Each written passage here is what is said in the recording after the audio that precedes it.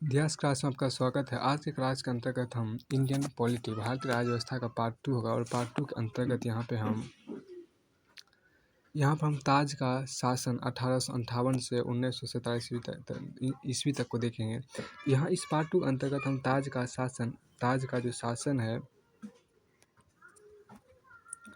ताज का 1858 से लेकर 1947 ईस्वी तक इसको पढ़ेंगे। तो आइए हम इसको देखते हैं।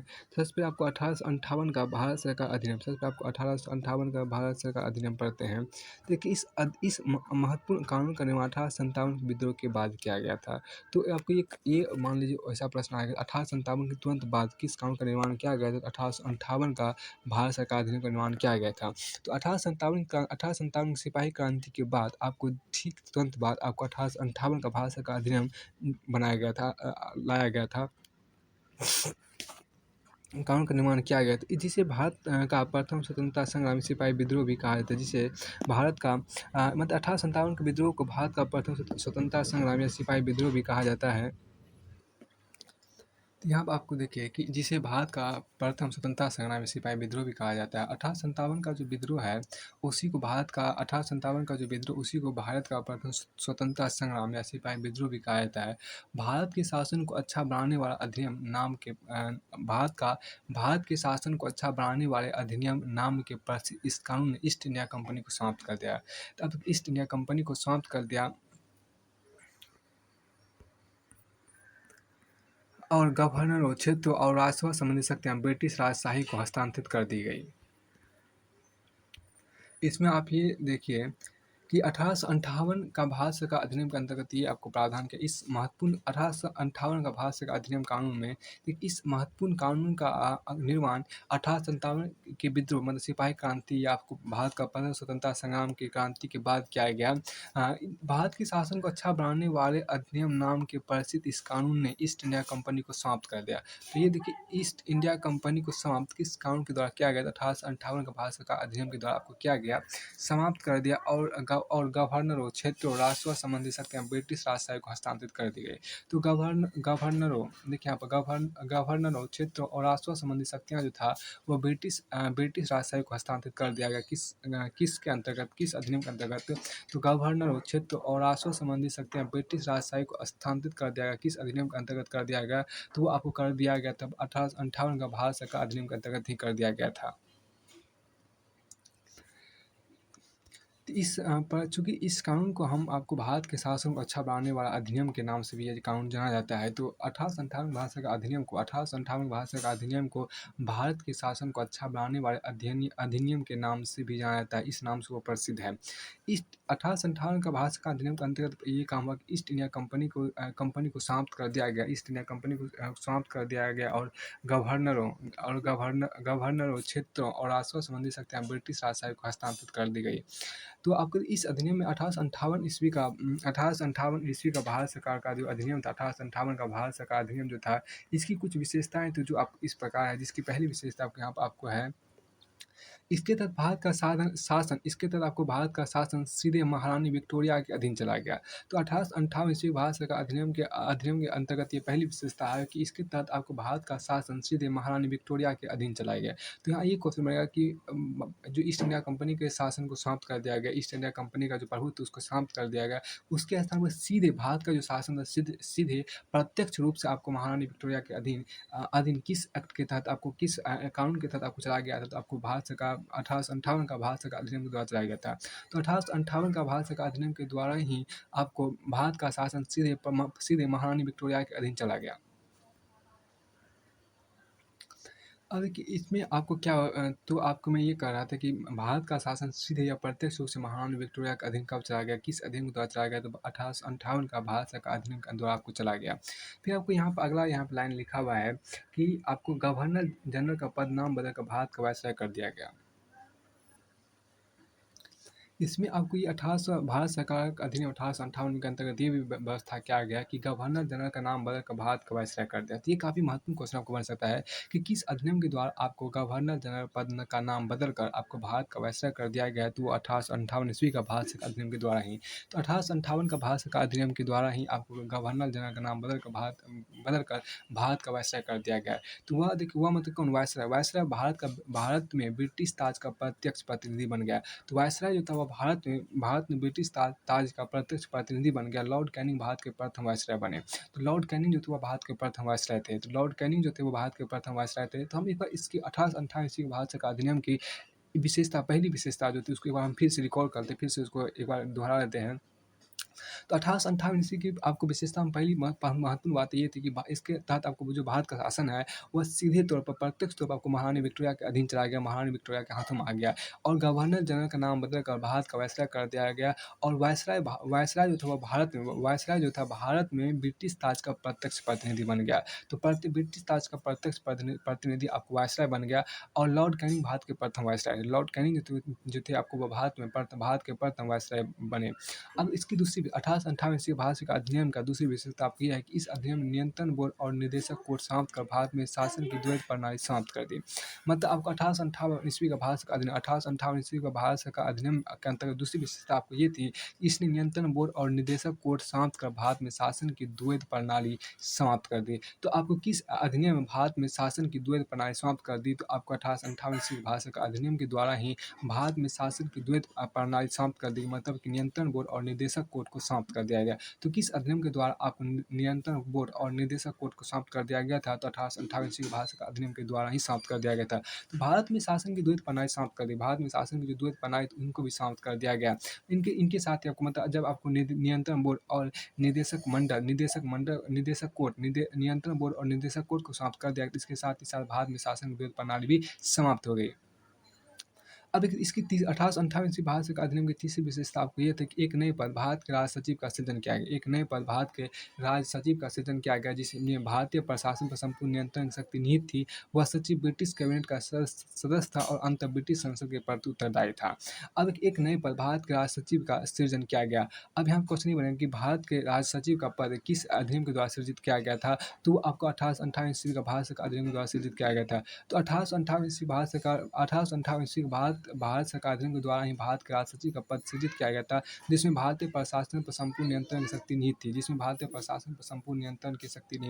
इसमें क्या भारतीय प्रशासन पर आपको संपूर्ण नियंत्रण की शक्ति निहित थी। यह सचिव ब्रिटिश कैबिनेट का सदस्य था। यह जो सचिव था ये आपको ब्रिटिश कैबिनेट का सदस्य था और अंततः ब्रिटिश संसद के प्रति उत्तरदायी था। भारत का जो राज सचिव था वो 1858 के भारत सरकार अधिनियम के द्वारा सृजित किया गया था। और ये आपको भारत के जो राज सचिव थे उसमें आपको भारतीय प्रशासन पर संपूर्ण नियंत्रण की शक्ति उसमें नहीं थी। मतलब भारत के जो राज सचिव थे उसमें भारतीय प्रशासन पर संपूर्ण नियंत्रण उसको हासिल था। और यह सचिव ब्रिटिश कैबिनेट का सदस्य होता था। जो भारत का जो राज सचिव होता था वो वही व्यक्ति होगा जो ब्रिटिश कैबिनेट का सदस्य होगा और अंत ब्रिटिश संसद के प्रति उत्तरदायी था। और वो अंत ब्रिटिश संसद के प्रति उत्तरदायी होगा तो वही आपको भारत का राज सचिव होगा। अब यहाँ पर चौथी आपको इसकी विशेषता, अब 1858 ईस्वी भारत सरकार अधिनियम की चौथी विशेषता आपको यहाँ पर है कि भारत सचिव की सहायता के 15 सदस्यीय परिषद का गठन किया गया। भारत सचिव की सहायता के आपको 15 सदस्यीय परिषद का गठन किया गया, जो एक सहकार परिषद थी। परिषद का अध्यक्ष भारत सचिव को बनाया गया, परिषद का अध्यक्ष आपको भारत सचिव को बनाया गया। तो यहाँ ये महत्वपूर्ण बात आपको समझने के लायक है कि भारत सचिव की सहायता के 15 सदस्यीय परिषद का गठन किया गया। तो भारत सचिव की सहायता के 15 सदस्यीय परिषद का गठन किया गया। तो ये भारत सचिव की सहायता के 15 सदस्यीय परिषद का गठन किया, जो एक सहकार परिषद थी और परिषद का अध्यक्ष भारत सचिव को बनाया गया। परिषद का जो अध्यक्ष था वो भारत सचिव को बनाया गया। तो यहाँ देखिए, भारत सचिव की सहायता के लिए 15 सदस्यीय परिषद का गठन किया गया। तो किस अधिनियम के द्वारा आपको किया गया? भारत सचिव की सहायता के 15 सदस्यीय परिषद का गठन किस अधिनियम के द्वारा आपको किया गया था? तो भारत सरकार अधिनियम 1858 आपको किया गया था। अब देखिए, चूंकि इस परिषद में आपको 15 व्यक्ति थे, मतलब 15 सहकार परिषद था और परिषद का अध्यक्ष जो था वह भारत सचिव को बनाया गया था। अब इसकी पांचवी और आखिरी विशेषता देखते हैं। 1858 ईस्वी की पांचवी और आखिरी विशेषता यहाँ देखिए, इस कानून के तहत मतलब भारत सरकार अधिनियम 1858 के तहत आपको भारत सचिव की परिषद का गठन किया गया। तो भारत सचिव की परिषद का गठन किस अधिनियम के द्वारा किया गया था? तो आपको भारत सरकार अधिनियम 1858 के द्वारा आपको किया गया था, जो एक निगमित निकाय थी, मतलब भारत सचिव का जो परिषद था वो एक निगमित निकाय थी। थी और जिसे भारत और इंग्लैंड में मुकदमा करने का अधिकार था और इस पर भी मुकदमा किया जा सकता था। भारत और इंग्लैंड में मुकदमा करने का अधिकार था और इस परिषद पर भी मुकदमा किया जा सकता था। अब इसमें ख़ास बात ये था कि देखिए इसकी आखिरी विशेषता काफ़ी महत्वपूर्ण मानी जाती है। तो इसके तहत आपको भारत सचिव की परिषद का गठन किया गया, मतलब 1858 ईस्वी के भारत सरकार अधिनियम के द्वारा ही भारत सचिव की परिषद का गठन किया गया, जो एक निगमित निकाय थी और जिसे भारत और इंग्लैंड में मुकदमा करने का अधिकार था। इसे भारत और इंग्लैंड में मुकदमा करने का अधिकार था। इस पर भी मुकदमा किया जा सकता और इस परिषद पर भी मुकदमा किया जा सकता था। अब आगे देखिए आप 1858 ईस्वी कानून, यहाँ पे देखिए 1858 ईस्वी कानून का प्रमुख उद्देश्य प्रशासनिक मशीनरी में सुधार था। 1858 ईस्वी कानून का प्रमुख उद्देश्य क्या था? इसका प्रमुख लक्ष्य क्या था? इसका प्रमुख लक्ष्य था आपको प्रशासनिक मशीनरी में सुधार था, जिसके माध्यम से इंग्लैंड में भारतीय सरकार का अधीक्षण इंग्लैंड में भारतीय सरकार का अधीक्षण और उसका नियंत्रण हो सकता था। इसने भारत में प्रचलित शासन प्रणाली में कोई विशेष परिवर्तन नहीं किया। अब देखिए चूँकि 1858 ईस्वी के कानून का प्रमुख उद्देश्य था प्रशासनिक मशीनरी में सुधार, जिसके माध्यम से इंग्लैंड में भारतीय सरकार का अधीक्षण, इंग्लैंड में जो भारतीय सरकार है उनका अधीक्षण करना, उन पे नियंत्रण हो सकता था, उन पे उसका नियंत्रण हो सकता था, उसमें मतलब पूर्ण रूप से नियंत्रण और पूर्ण रूप से उसका नियंत्रण जाँच किया जा सकता है और इसने भारत में प्रचलित शासन प्रणाली में कोई विशेष परिवर्तन नहीं किया। मतलब 1858 ईस्वी भारत सरकार अधिनियम जो है वो भारत की प्रचलित शासन व्यवस्था, जो उसकी मौजूदा भारत की शासन प्रणाली चल रही थी, उसमें कोई खास परिवर्तन नहीं किया। अब इसमें बस हमें ये 1858 ईस्वी का भारत सरकार अधिनियम का आपको लक्ष्य क्या था, इस अधिनियम का उद्देश्य क्या था? इस अधिनियम का लक्ष्य था आपको प्रशासनिक मशीनरी में सुधार करना, जिसके माध्यम से इंग्लैंड में भारतीय सरकार का अधीक्षण और उसका नियंत्रण हो सकता था, उस पे नियंत्रण करना। अब आगे आपके यहाँ पर 1861 ईस्वी का भारत परिषद अधिनियम, 1861 ईस्वी का भारत परिषद अधिनियम को देखते हैं। 1861 ईस्वी का भारत परिषद अधिनियम को यहाँ पर पढ़ते हैं। देखिए 1857 ईस्वी की महान क्रांति के बाद ब्रिटिश सरकार ने महसूस किया कि भारत में शासन चलाने के लिए भारतीयों का सहयोग लेना आवश्यक है। चूँकि 1857 ईस्वी की महान क्रांति के बाद ब्रिटिश सरकार ने महसूस किया कि भारत में शासन चलाने के लिए भारतीयों का सहयोग लेना आवश्यक है। इस सहयोग नीति के तहत ब्रिटिश संसद ने 1861-92 के तहत आपको ब्रिटिश संसद 1861-92 और 1909 में 3 नए अधिनियम पारित किए। तो अब देखिए चूँकि पारित किया 1861 का भारत परिषद अधिनियम भारतीय संवैधानिक और राजनीतिक इतिहास में एक महत्वपूर्ण अधिनियम था।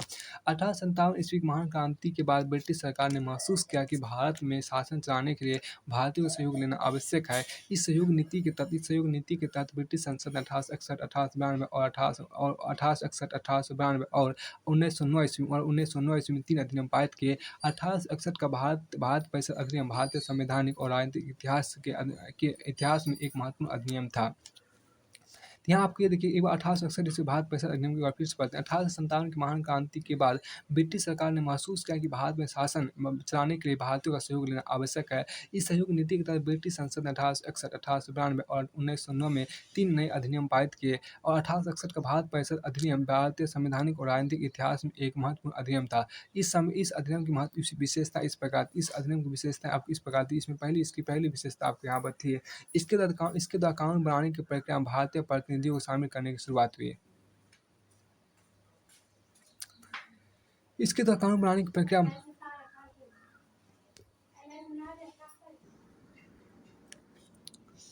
तो 1861 का भारत परिषद अधिनियम को यहाँ पर देखते हैं। 1800 इसको एक बार फिर से शुरू करते हैं। 1861 का भारत परिषद अधिनियम को एक बार फिर शुरू करते हैं। 1857 की महान क्रांति के बाद ब्रिटिश सरकार ने महसूस किया कि भारत में शासन चलाने के लिए भारतीयों का सहयोग लेना आवश्यक है। इस सहयोग नीति के तहत ब्रिटिश संसद ने 1861, 1892 और 1909 में 3 नए अधिनियम पारित किए। 1861 का भारत परिषद अधिनियम भारतीय संवैधानिक और राजनीतिक इतिहास में एक महत्वपूर्ण अधिनियम था। अब 1861 का भारत परिषद अधिनियम की विशेषताएं निम्नलिखित थी, जिसमें आपको पहली विशेषता आपके यहाँ पर है। इसकी पहली विशेषता है कि इसके द्वारा कानून बनाने की प्रक्रिया में भारतीय प्रतिनिधियों को शामिल करने की शुरुआत हुई। तो 1861 ईस्वी का जो भारत परिषद अधिनियम था, इसमें ये व्यवस्था किया गया था कि इसमें जो आपको ये व्यवस्था किया गया था इस कानून में कि भारतीय प्रतिनिधियों को शामिल करने की शुरुआत हुई। तो आपको ये क्वेश्चन बनेगा कि भारतीय प्रतिनिधियों को शामिल करने की शुरुआत किस कानून के द्वारा आपको किया गया था? तो ये आपको 1861 ईस्वी का भारत परिषद अधिनियम के द्वारा आपको किया गया था। इस प्रकार वायसराय कुछ भारतीयों को विस्तारित परिषद में गैर सरकारी सदस्यों के रूप में नामांकित कर सकता था। इसमें यह व्यवस्था किया गया था 1861 ईस्वी का भारत परिषद अधिनियम में यह व्यवस्था किया गया था कि वायसराय जो है वो आपको कुछ भारतीयों को विस्तारित परिषद में गैर सरकारी सदस्यों के रूप में नामांकित कर सकता था। 1862 में लॉर्ड कैनिंग ने लॉर्ड कैनिंग ने तीन भारतीयों 1862 ईस्वी में 1862 में 1862 ईस्वी में लॉर्ड कैनिंग ने आपको क्या तीन भारतीय जिसमें पहला भारतीय आपको बनारस के राजा, दूसरा भारतीय आपको पटियाला के महाराजा और तीसरा भारतीय सरदिन कौरव को विधान परिषद में मनोनीत किया था। तो आपको पहली बार तीन भारतीयों को विधान परिषद में जगह मिलने का कौन था? जगह पहली बार किस तीन भारतीयों को विधान परिषद में आपको मनोनीत किया गया था लॉर्ड कैनिंग के द्वारा? तो पहला भारतीय आपके यहाँ बनारस का राजा था, दूसरा भारतीय को पटियाला के महाराजा थे और तीसरा भारतीय सरदिन कौरव को विधान परिषद में मनोनीत किया गया था। अब 1861 ईस्वी का भारत परिषद अधिनियम की दूसरी विशेषता आपके यहाँ पे यह है कि इस अधिनियम ने मद्रास और बम्बई प्रेसिडेंसी को विधायी शक्तियां पुनः देकर विकेंद्रीकरण की प्रक्रिया की शुरुआत की। अब यहाँ पर देखिए, इस अधिनियम ने मद्रास और बम्बई प्रेसिडेंसियों को विधायी शक्तियां पुनः देकर विकेंद्रीकरण की प्रक्रिया की शुरुआत की। तो ये 1867 ईस्वी का जो आपको भारत परिषद अधिनियम है, इसकी दूसरी विशेषता के अंतर्गत यहाँ पर ये आपको हुआ। इसकी दूसरी विशेषता के अंतर्गत ये आपको इस अधिनियम ने मद्रास और बम्बई प्रेसिडेंसियों को विधायी शक्तियां पुनः देकर विकेंद्रीकरण की प्रक्रिया की शुरुआत की। इस अधिनियम ने मद्रास और बम्बई प्रेसिडेंसियों को विधायी शक्तियां पुनः देकर विकेंद्रीकरण की प्रक्रिया की शुरुआत की। इस प्रकार तो अब देखिए, मद्रास और बम्बई प्रेसिडेंसियों को विधायी शक्तियां पुनः देकर विकेंद्रीकरण की प्रक्रिया की शुरुआत की। एक क्वेश्चन काफी अच्छा बनेगा कि किस अधिनियम के द्वारा मद्रास और बम्बई प्रेसिडेंसियों को विधायी शक्तियां दोबारा दिया गया, पुनः दिया गया, फिर से दिया गया और विकेंद्रीकरण की प्रक्रिया की शुरुआत की गई। तो ये आपको 1861 ईस्वी का भारत परिषद अधिनियम के द्वारा आपको किया गया था। अब इस प्रकार इस अधिनियम ने रेगुलेटिंग एक्ट 1773 द्वारा शुरू की विकेंद्रीकरण की प्रवृत्ति को उलट दिया, जो 1833 के चार्टर अधिनियम के साथ ही अपने चरम पर पहुंच गई थी। इस प्रकार इस अधिनियम ने रेगुलेटिंग एक्ट 1773 द्वारा शुरू हुई केंद्रीकरण की प्रवृत्ति को उलट दिया। तो 1773 में जो आपको केंद्रीकरण की प्रवृत्ति हुआ तो उनको उलट दिया इस अधिनियम में। 1861 ईस्वी का भारत परिषद अधिनियम उसको उलट दिया और विकेंद्रीकरण की ओर चलने लगा। 1833 के चार्टर अधिनियम के साथ ही अपने चरम पर पहुंच गई थी। जो कि आपको देखिए, ये जो आपको केंद्रीकरण थी वो आपको 1833 के चार्टर अधिनियम के साथ अपने चरम पर पहुंच गई थी। इस विधायी विकास की नीति के कारण 1937 तक प्रांतों को संपूर्ण आंतरिक स्वतंत्रता हासिल हो गई। तो 1861 ईस्वी भारत परिषद अधिनियम के द्वारा ही जो भी प्रांत थे, मतलब जो भी उस समय के राज थे, जो प्रांत थे, जो क्षेत्र थे, उन सभी को विधायी विकास की नीति के कारण 1937 ईस्वी तक 1937 तक प्रांतों को संपूर्ण आंतरिक स्वतंत्रता हासिल हो गई। अब इसकी तीसरी विशेषता 1861 ईस्वी भारत परिषद अधिनियम का तीसरी विशेषता आपके यहाँ पर है कि बंगाल, उत्तर पश्चिम सीमा प्रांत और पंजाब में क्रमशः 1862, 1866 और 1897 विधान परिषदों का गठन किया गया। इसी 1861 ईस्वी का भारत परिषद अधिनियम के द्वारा ही आपको बंगाल, उत्तर पश्चिम सीमा प्रांत और पंजाब में क्रमशः 1862, 1866 और 1897 में विधान परिषदों का गठन किया गया। ये काफी लाजवाब क्वेश्चन बनेगा कि किस अधिनियम के द्वारा आपको या किस एक्ट के द्वारा बंगाल, उत्तर पश्चिम सीमा प्रांत और पंजाब में आपको विधान परिषदों का गठन किया गया। तो ये आपको किया गया था 1861 ईस्वी के भारत परिषद अधिनियम के द्वारा आपको किया गया था। तो बंगाल में आपको 1862 ईस्वी में आपको विधान परिषद गठन किया गया था। बंगाल में 1862 ईस्वी में आपको विधान परिषद गठन किया गया था और उत्तर पश्चिम सीमा प्रांत 1866 ईस्वी में आपको विधान परिषद गठन किया गया था। जबकि पंजाब में आपको 1897 ईस्वी में आपको विधान परिषद गठन किया गया था। 1861 ईस्वी का भारत परिषद अधिनियम की चौथी विशेषता आपको ये है कि इसने वायसराय को परिषद में कार्य संचालन के लिए अधिक नियम और आदेश बनाने की शक्तियां प्रदान की। अब 1861 ईस्वी भारत परिषद अधिनियम की चौथी विशेषता आपको ये है कि इसने वायसराय को परिषद में कार्य संचालन के लिए अधिक नियम और आदेश बनाने की शक्तियां प्रदान की। तो आपको वायसराय को परिषद में कार्य संचालन के लिए अधिक नियम और आदेश बनाने की शक्तियां किस अधिनियम द्वारा आपको दिया गया था? तो आपको 1861 ईस्वी भारत परिषद अधिनियम के द्वारा आपको दिया गया था। इसे लॉर्ड कैनिंग द्वारा 1859 में प्रारंभ की गई पोर्टफोलियो प्रणाली को भी मान्यता दी। तो लॉर्ड कैनिंग ने आपको जो 1859 में आपको लॉर्ड कैनिंग के द्वारा जो 1859 ईस्वी में आपको पोर्टफोलियो प्रणाली को प्रारंभ किया गया था, उनको इसने मान्यता दी। तो उनको इसने क्या मान्यता दी? तो इसने लॉर्ड कैनिंग द्वारा 1859 ईस्वी में प्रारंभ की गई पोर्टफोलियो प्रणाली को भी मान्यता दी। तो आपको 1861 ईस्वी का भारत परिषद अधिनियम के द्वारा ही आपको लॉर्ड कैनिंग द्वारा शुरू किया गया 1859 ईस्वी में प्रारंभ की गई पोर्टफोलियो प्रणाली को भी आपको मान्यता दी गई इस कानून के द्वारा। इसके अंतर्गत वायसराय की परिषद का एक सदस्य एक या अधिक सरकारी विभागों को प्रभारी बनाया जा सकता था। इसके अंतर्गत ये व्यवस्था किया गया कि वायसराय परिषद का एक सदस्य होगा वह एक या अधिक सरकारी विभागों का प्रभारी बनाया जा सकता था। उसे इस विभाग में काउंसिल की ओर से अंतिम आदेश पारित करने का अधिकार था। इसमें ये महत्वपूर्ण व्यवस्था किया गया है कि आपको जो वायसराय परिषद का जो एक सदस्य था, वो एक या एक से अधिक सरकारी विभागों का प्रभारी बनाया जा सकता था और उसे इस विभाग में काउंसिल की ओर से अंतिम आदेश पारित करने का अधिकार था।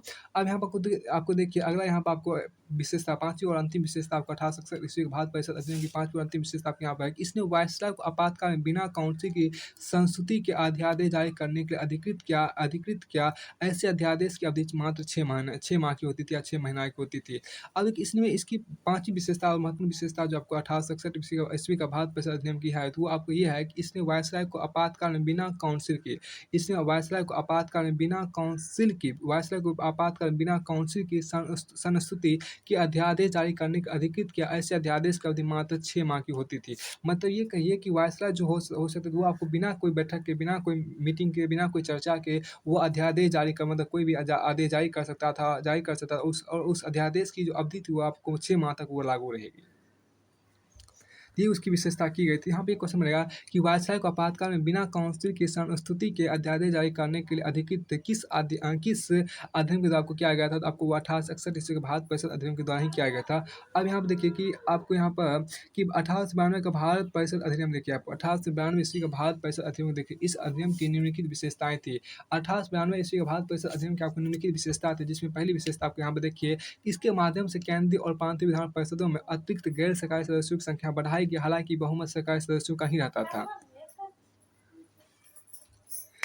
इसमें देखिए इस 1892 के ईस्वी का भारत परिषद अधिनियम में ये व्यवस्था किया गया कि इसके माध्यम से केंद्रीय और प्रांतीय विधान परिषदों में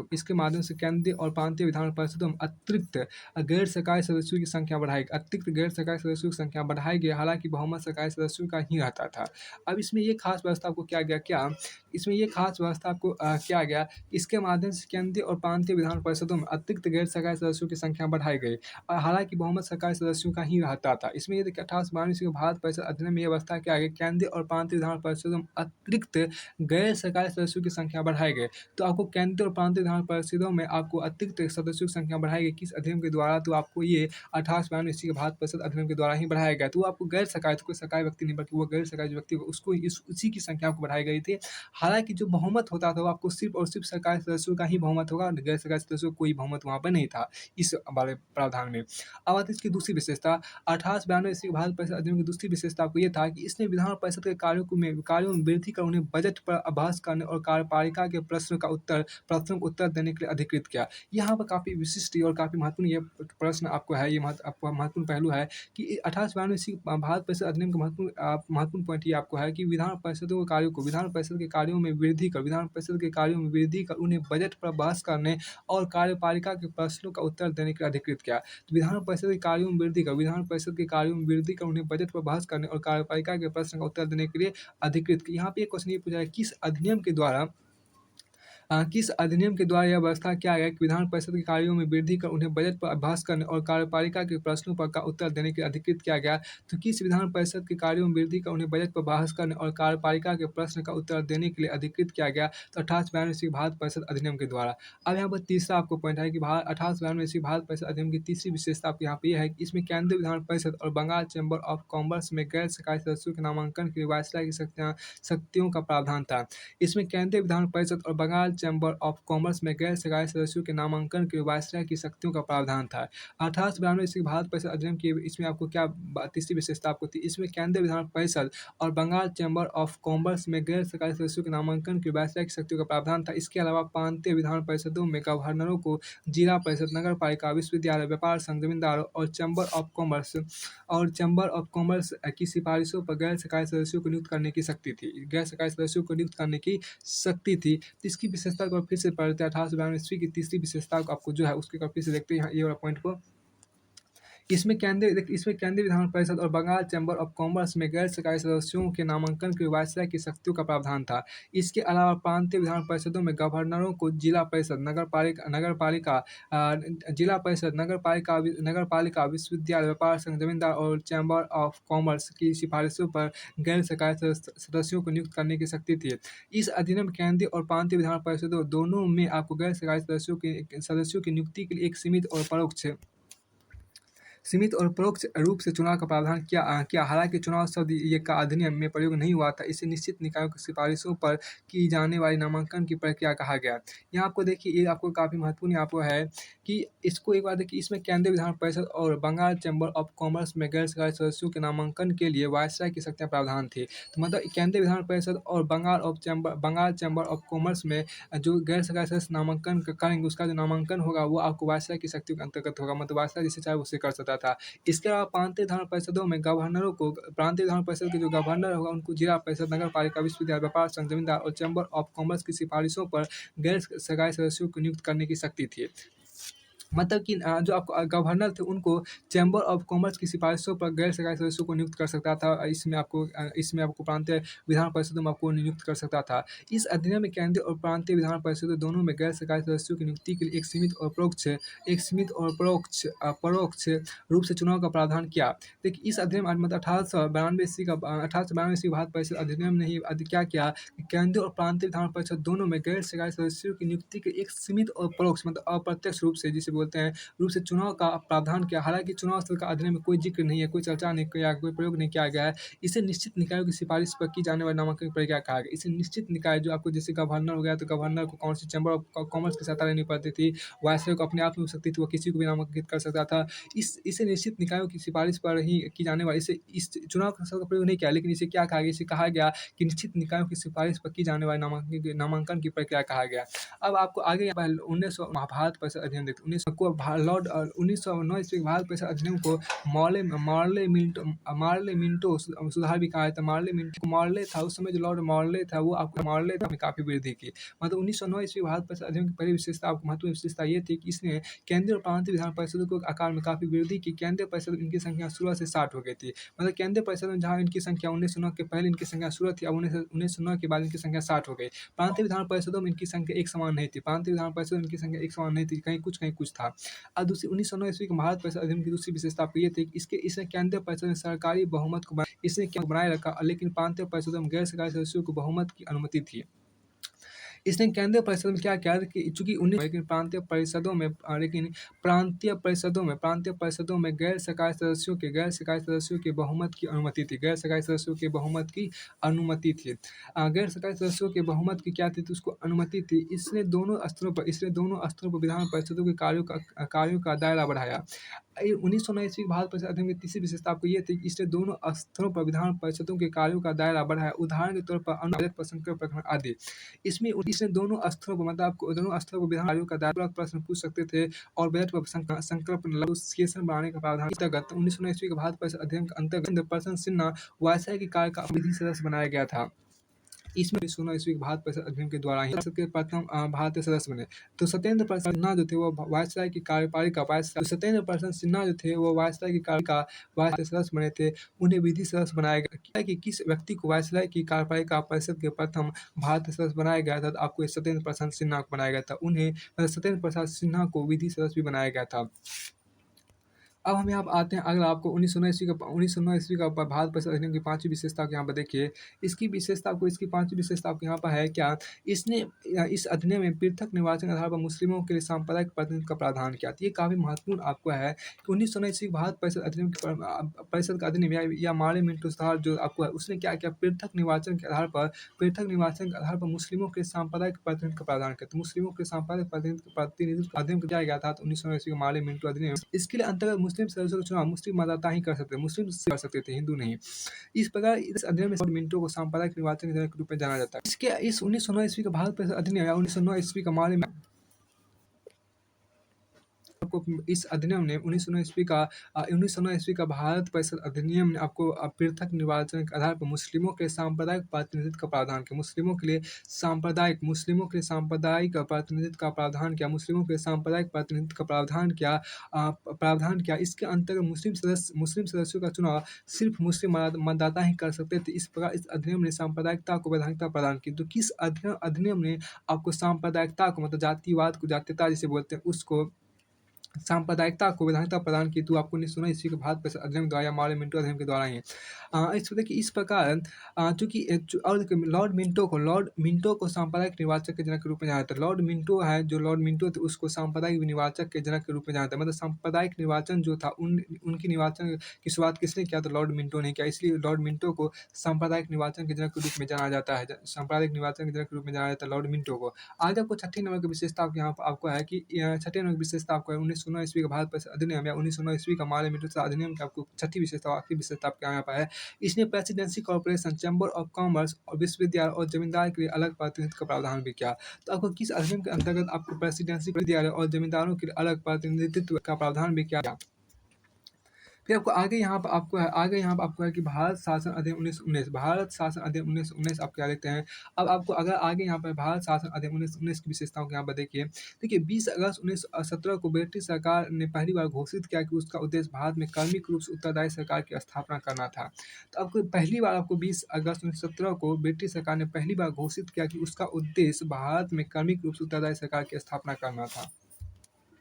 ये आपको भारत शासन अधिनियम के इसकी विशेषता आपको थी क्या कि कार्मिक रूप से 1919 में भारत शासन अधिनियम बनाया। कार्मिक रूप से 1919 में भारत शासन अधिनियम बनाया गया, जो 1921 से लागू हुआ। जो 1921 से लागू हुआ, इस कानून को मॉन्टेग्यू चेम्सफोर्ड सुधार भी कहा गया। तो 1919 ईस्वी 1919 ईस्वी का जो आपको यहाँ पर भारत शासन अधिनियम था, 1919 ईस्वी का जो भारत शासन अधिनियम था, उसी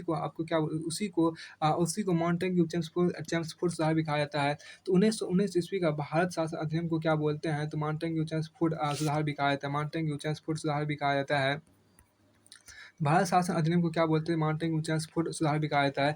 अब कार्मिक रूप से यहाँ पर देखिए, कार्मिक रूप से 1919 में भारत शासन अधिनियम बनाया गया। तो कार्मिक रूप से मतलब लगातार एक रूप से 1919 में भारत शासन अधिनियम बनाया गया, जो 1921 से लागू हुआ। जो 1921 से लागू हुआ, मतलब भारत शासन अधिनियम 1919 को 19 को मॉन्टेग्यू चेम्सफोर्ड सुधार भी कहा जाता है। मॉन्टेग्यू उस समय जो आपको था मॉन्टेग्यू भारत के राष्ट्र सचिव थे, जबकि चेम्सफोर्ड भारत के वायसराय थे। तो मॉन्टेग्यू चेम्सफोर्ड सुधार भी कहा जाता है, क्योंकि मॉन्टेग्यू जो था उस समय भारत के राष्ट्र सचिव थे और चेम्सफोर्ड भारत के वायसराय थे।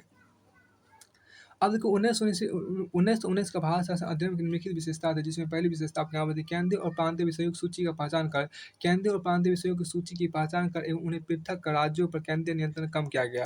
तो केंद्रीय और प्रांतीय विषयों की सूची की पहचान कर एवं उन्हें पृथक कर राज्यों पर केंद्रीय नियंत्रण कम किया गया। केंद्रीय और प्रांतीय विधान परिषदों को अपनी सूची के विषयों का विधान बनाने का अधिकार प्रदान किया गया, लेकिन सरकार का ढांचा केंद्रीय और एकात्मक ही बना रहा।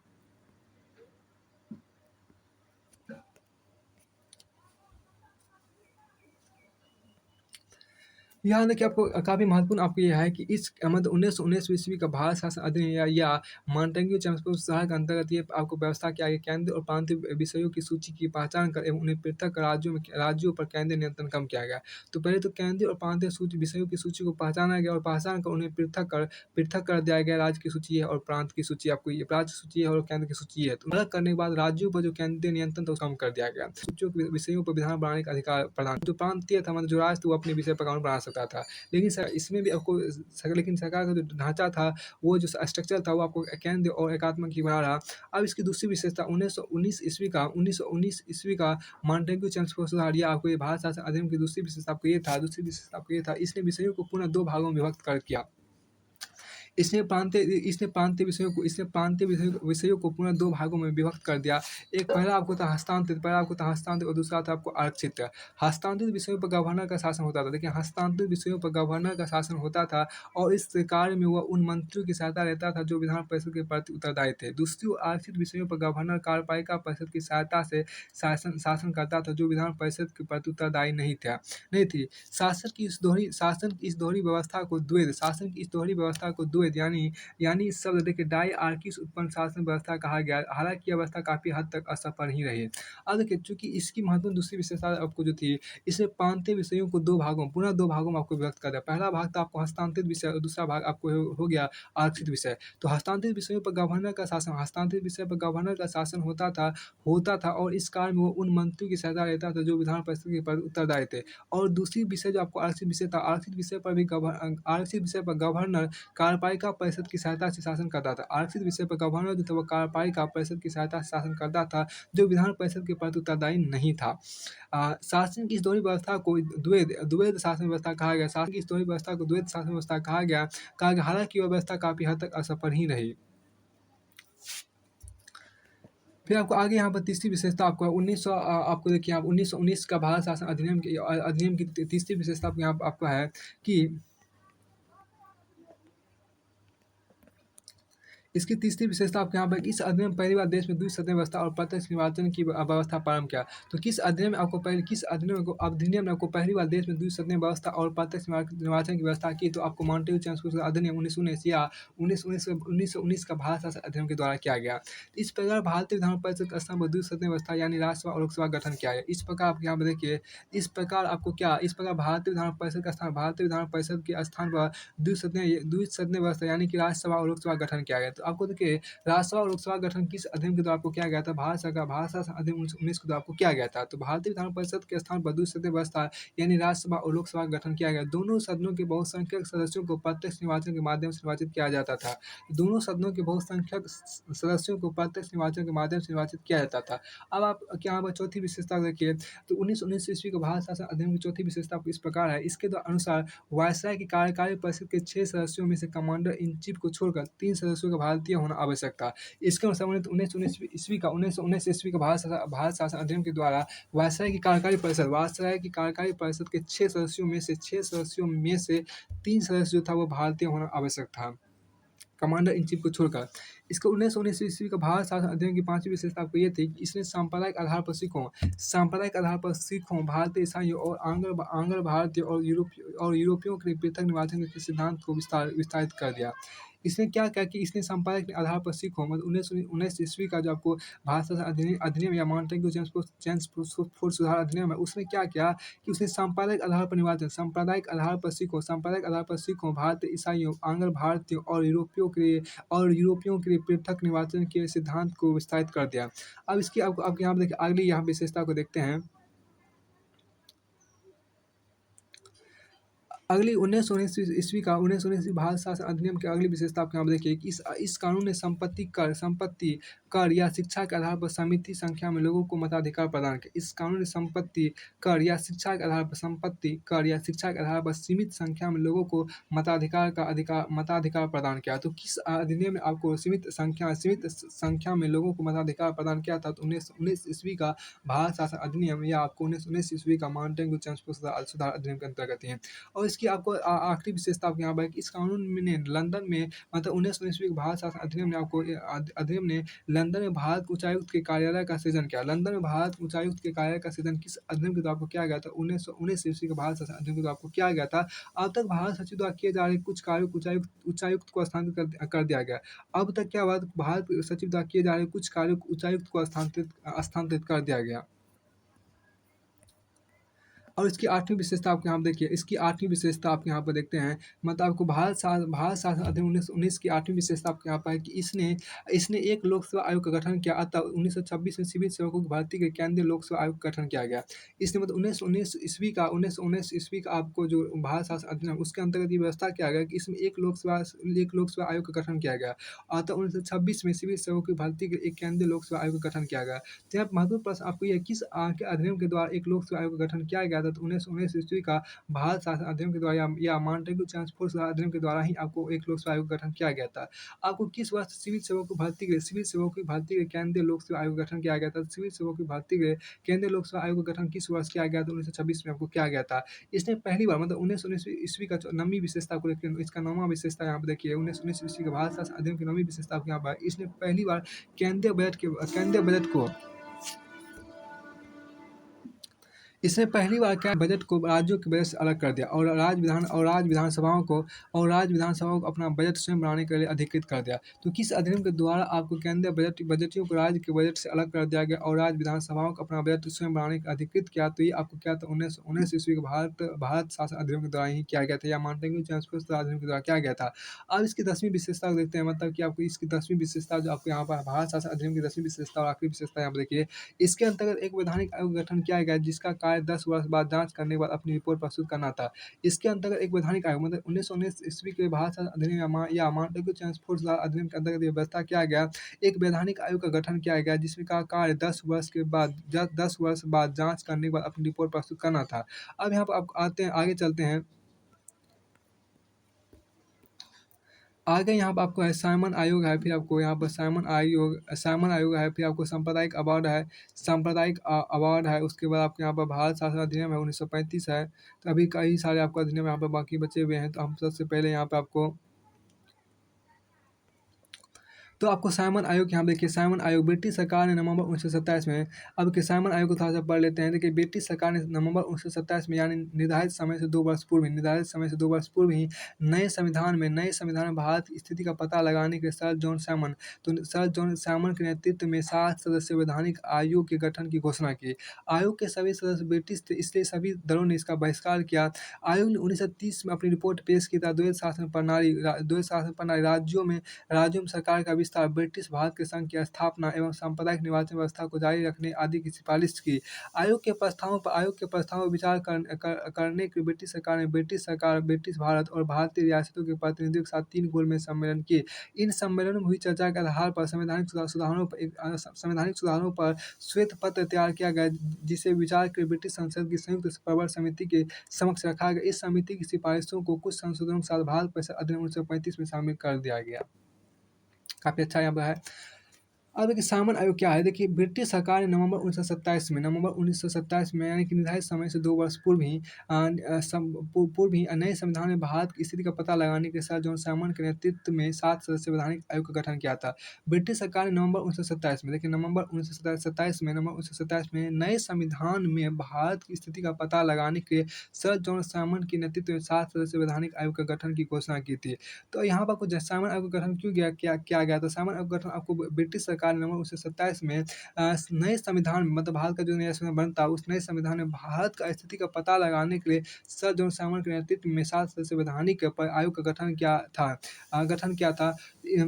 था। आयोग के सभी सदस्य जो थे साइमन आयोग के जो सभी सदस्य थे वो आपको सभी के सभी ब्रिटिश थे, इसलिए सभी दलों ने इसका बहिष्कार किया।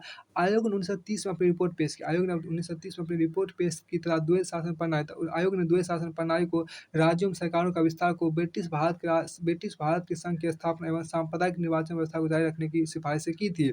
तो आपको आयोग ने सिफारिशें की थी। आयोग के प्रस्ताव विचार करने के ब्रिटिश सरकार ने ब्रिटिश भारत और भारतीय रियासतों के प्रतिनिधियों के साथ 3 गोलमेज सम्मेलन किए। 3 गोलमेज सम्मेलन उसमें आपको देखिए गोलमेज सम्मेलन में कौन-कौन प्रतिनिधि, एक तो ब्रिटिश सरकार था, दूसरा ब्रिटिश भारत था और तीसरा भारतीय रियासतों के प्रतिनिधि शामिल। इन तीनों मिलाकर 3 गोलमेज सम्मेलन किए गए। इन सम्मेलनों में हुई चर्चा के आधार पर संवैधानिक सुधारों पर एक श्वेत पत्र जारी किया गया। इन सम्मेलनों में हुई चर्चा के आधार पर संवैधानिक सुधार पर एक श्वेत पत्र जारी किया गया, जिसे विचार के ब्रिटिश संसद की संयुक्त प्रवर समिति के समक्ष रखा गया। इस समिति की सिफारिशों को कुछ संशोधन के साथ भारत परिषद अधिनियम 1935 में जोड़ दिया गया। अब यहाँ पे आपको अगला टॉपिक है सांप्रदायिक अवार्ड को पढ़ते हैं। सांप्रदायिक अवार्ड क्या होता है? ब्रिटिश प्रधानमंत्री एमजे मैकडॉनल्ड ने अगस्त 1932 में अल्पसंख्यकों के प्रतिनिधित्व पर एक योजना की घोषणा की। इसे कम्युनल अवार्ड या सांप्रदायिक अवार्ड के नाम से जाना गया। अवार्ड ने न सिर्फ मुस्लिम, सिख, ईसाई, यूरोपियन और आंग्ल भारतीयों की अलग निर्वाचन व्यवस्था का विस्तार किया, बल्कि इसे दलितों के लिए भी विस्तारित कर दिया।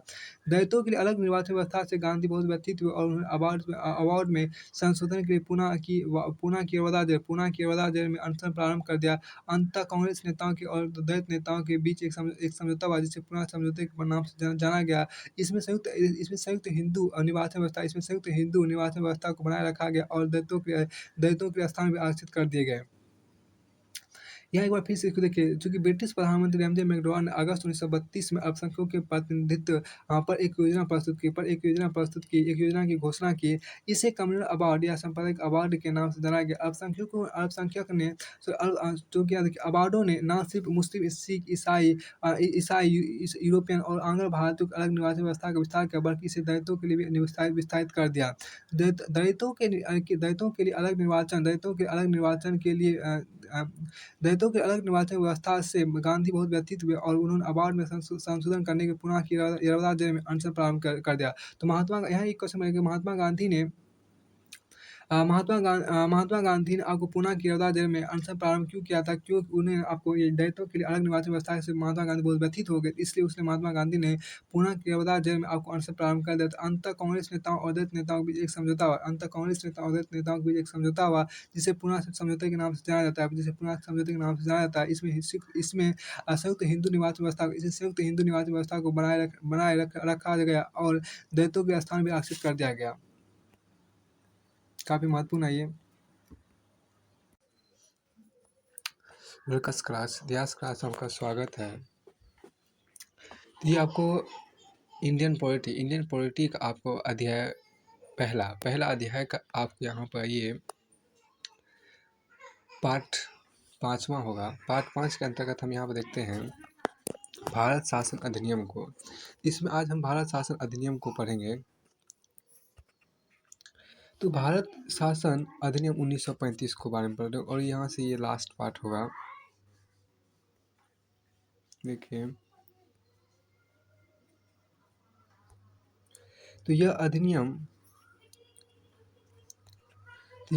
भारत में पूर्ण उत्तरदायी सरकार के गठन में एक मील का पत्थर साबित हुआ। तो ये भारत शासन अधिनियम 1935 जो था, भारत शासन अधिनियम 1935 जो था वह आपको भारत में पूर्ण उत्तरदायी सरकार के गठन में एक मील का पत्थर साबित हुआ। यह एक लंबा और विस्तृत दस्तावेज था जिसमें 321 धाराएं और 10 अनुसूचियां थी। ये जो भारत शासन अधिनियम 1935 था, ये एक बहुत ही एक लंबा और विस्तृत दस्तावेज था जिसमें 321 धाराएं और 10 अनुसूचियां थी। इसमें मतलब भारत शासन अधिनियम में 321 धाराएं और 10 अनुसूचियां थी। भारत शासन अधिनियम में क्या था कि भारत शासन अधिनियम में आपको 321 धाराएं और 10 अनुसूचियां थी। तो भारत शासन अधिनियम में आपको 321 धाराएं और 10 अनुसूचियां थी। भारत शासन अधिनियम में आपको 321 धाराएं और 10 अनुसूचियां थी। कितनी धाराएं और कितनी अनुसूचियां थी? तो भारत शासन अधिनियम में आपको 321 धाराएं और 10 अनुसूचियां थी। 321 धाराएं और 10 अनुसूचियां थी। तो ये कई बार पूछा भी गया कि भारत शासन अधिनियम में कितनी धाराएं और कितनी अनुसूचियां थी। तो इसमें 321 धाराएं और 10 अनुसूचियां थी। 321 धाराएं और 10 अनुसूचियां थी। मतलब ये हुआ कि 321 जो आपको थी वो आपको 321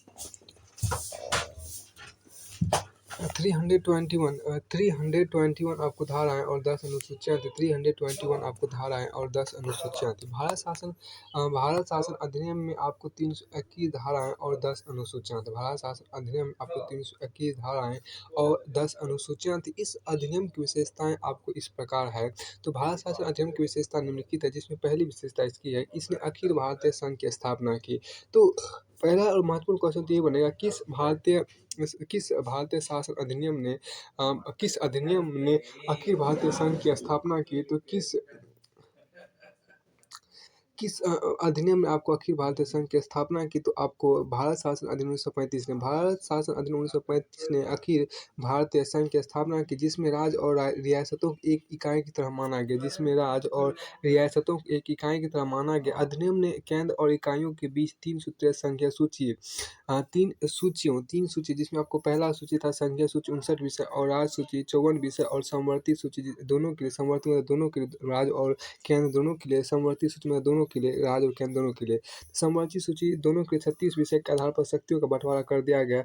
अवशिष्ट शक्तियां वायसराय को दे दी गई। हालांकि यह संघीय व्यवस्था कभी अस्तित्व में नहीं आई क्योंकि देशी रियासतों ने इसमें शामिल होने से इनकार कर दिया। अब ये देखिए कि आपको भारत शासन अधिनियम 1935 की पहली विशेषता ये थी कि इसने अखिल भारतीय संघ की स्थापना की और जिसमें राज्य और रियासतों को एक इकाई की तरह माना गया। अधिनियम ने केंद्र और इकाइयों के बीच 3 सूचियों संघीय सूची 59 विषय, राज्य सूची 54 विषय और समवर्ती सूची दोनों के 36 विषय के आधार पर शक्तियों का बंटवारा कर दिया। अवशिष्ट शक्तियां वायसराय को दे दी गई। हालांकि यह संघीय व्यवस्था कभी अस्तित्व में नहीं आई क्योंकि क्योंकि देसी रियासतों ने इसमें शामिल होने से इनकार कर दिया, क्योंकि देसी रियासतों ने इसमें शामिल होने से इनकार कर दिया।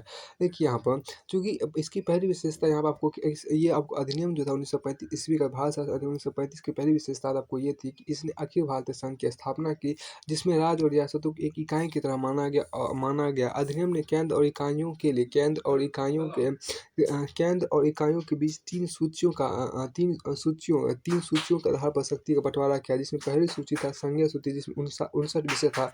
संघीय सूची में आपको 59 विषय, मतलब 59 ऐसे तो विषय थे जिस पे सिर्फ़ और सिर्फ़ संघ कानून बना सकते थे।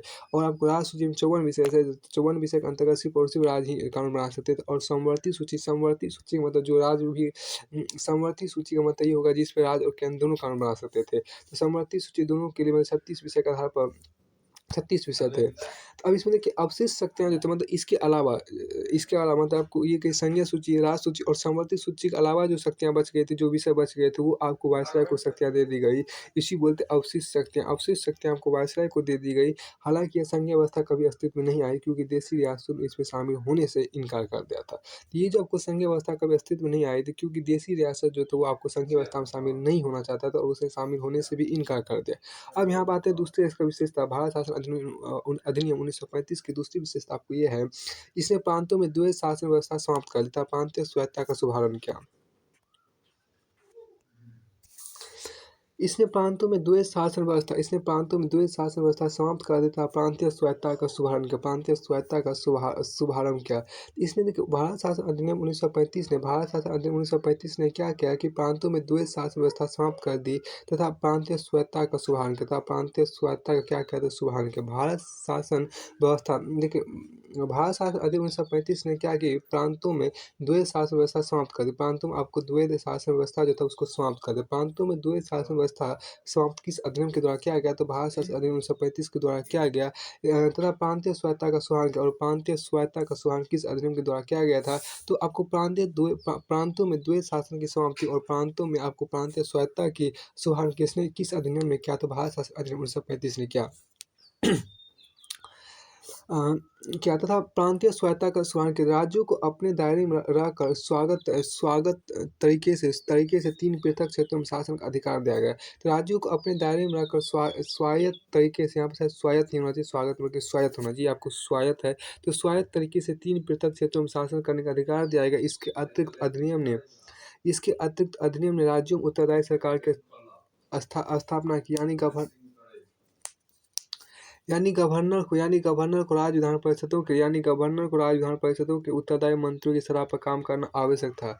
यानी कि आप ये कहिए कि गवर्नरों को, यानी कि आप ये कह सकते हैं गवर्नर को राज्य विधान परिषद के उत्तरदायी मंत्रियों की सलाह पर काम करना आवश्यक था। यह व्यवस्था 1937 में शुरू की गई और 1935 में से समाप्त कर दी। यह व्यवस्था 1935 में शुरू की गई और 1937 एक मिनट, आपकी इसमें यहाँ तक आपकी फिर से देखते हैं कि यानी गवर्नर को राज्य विधान परिषद की,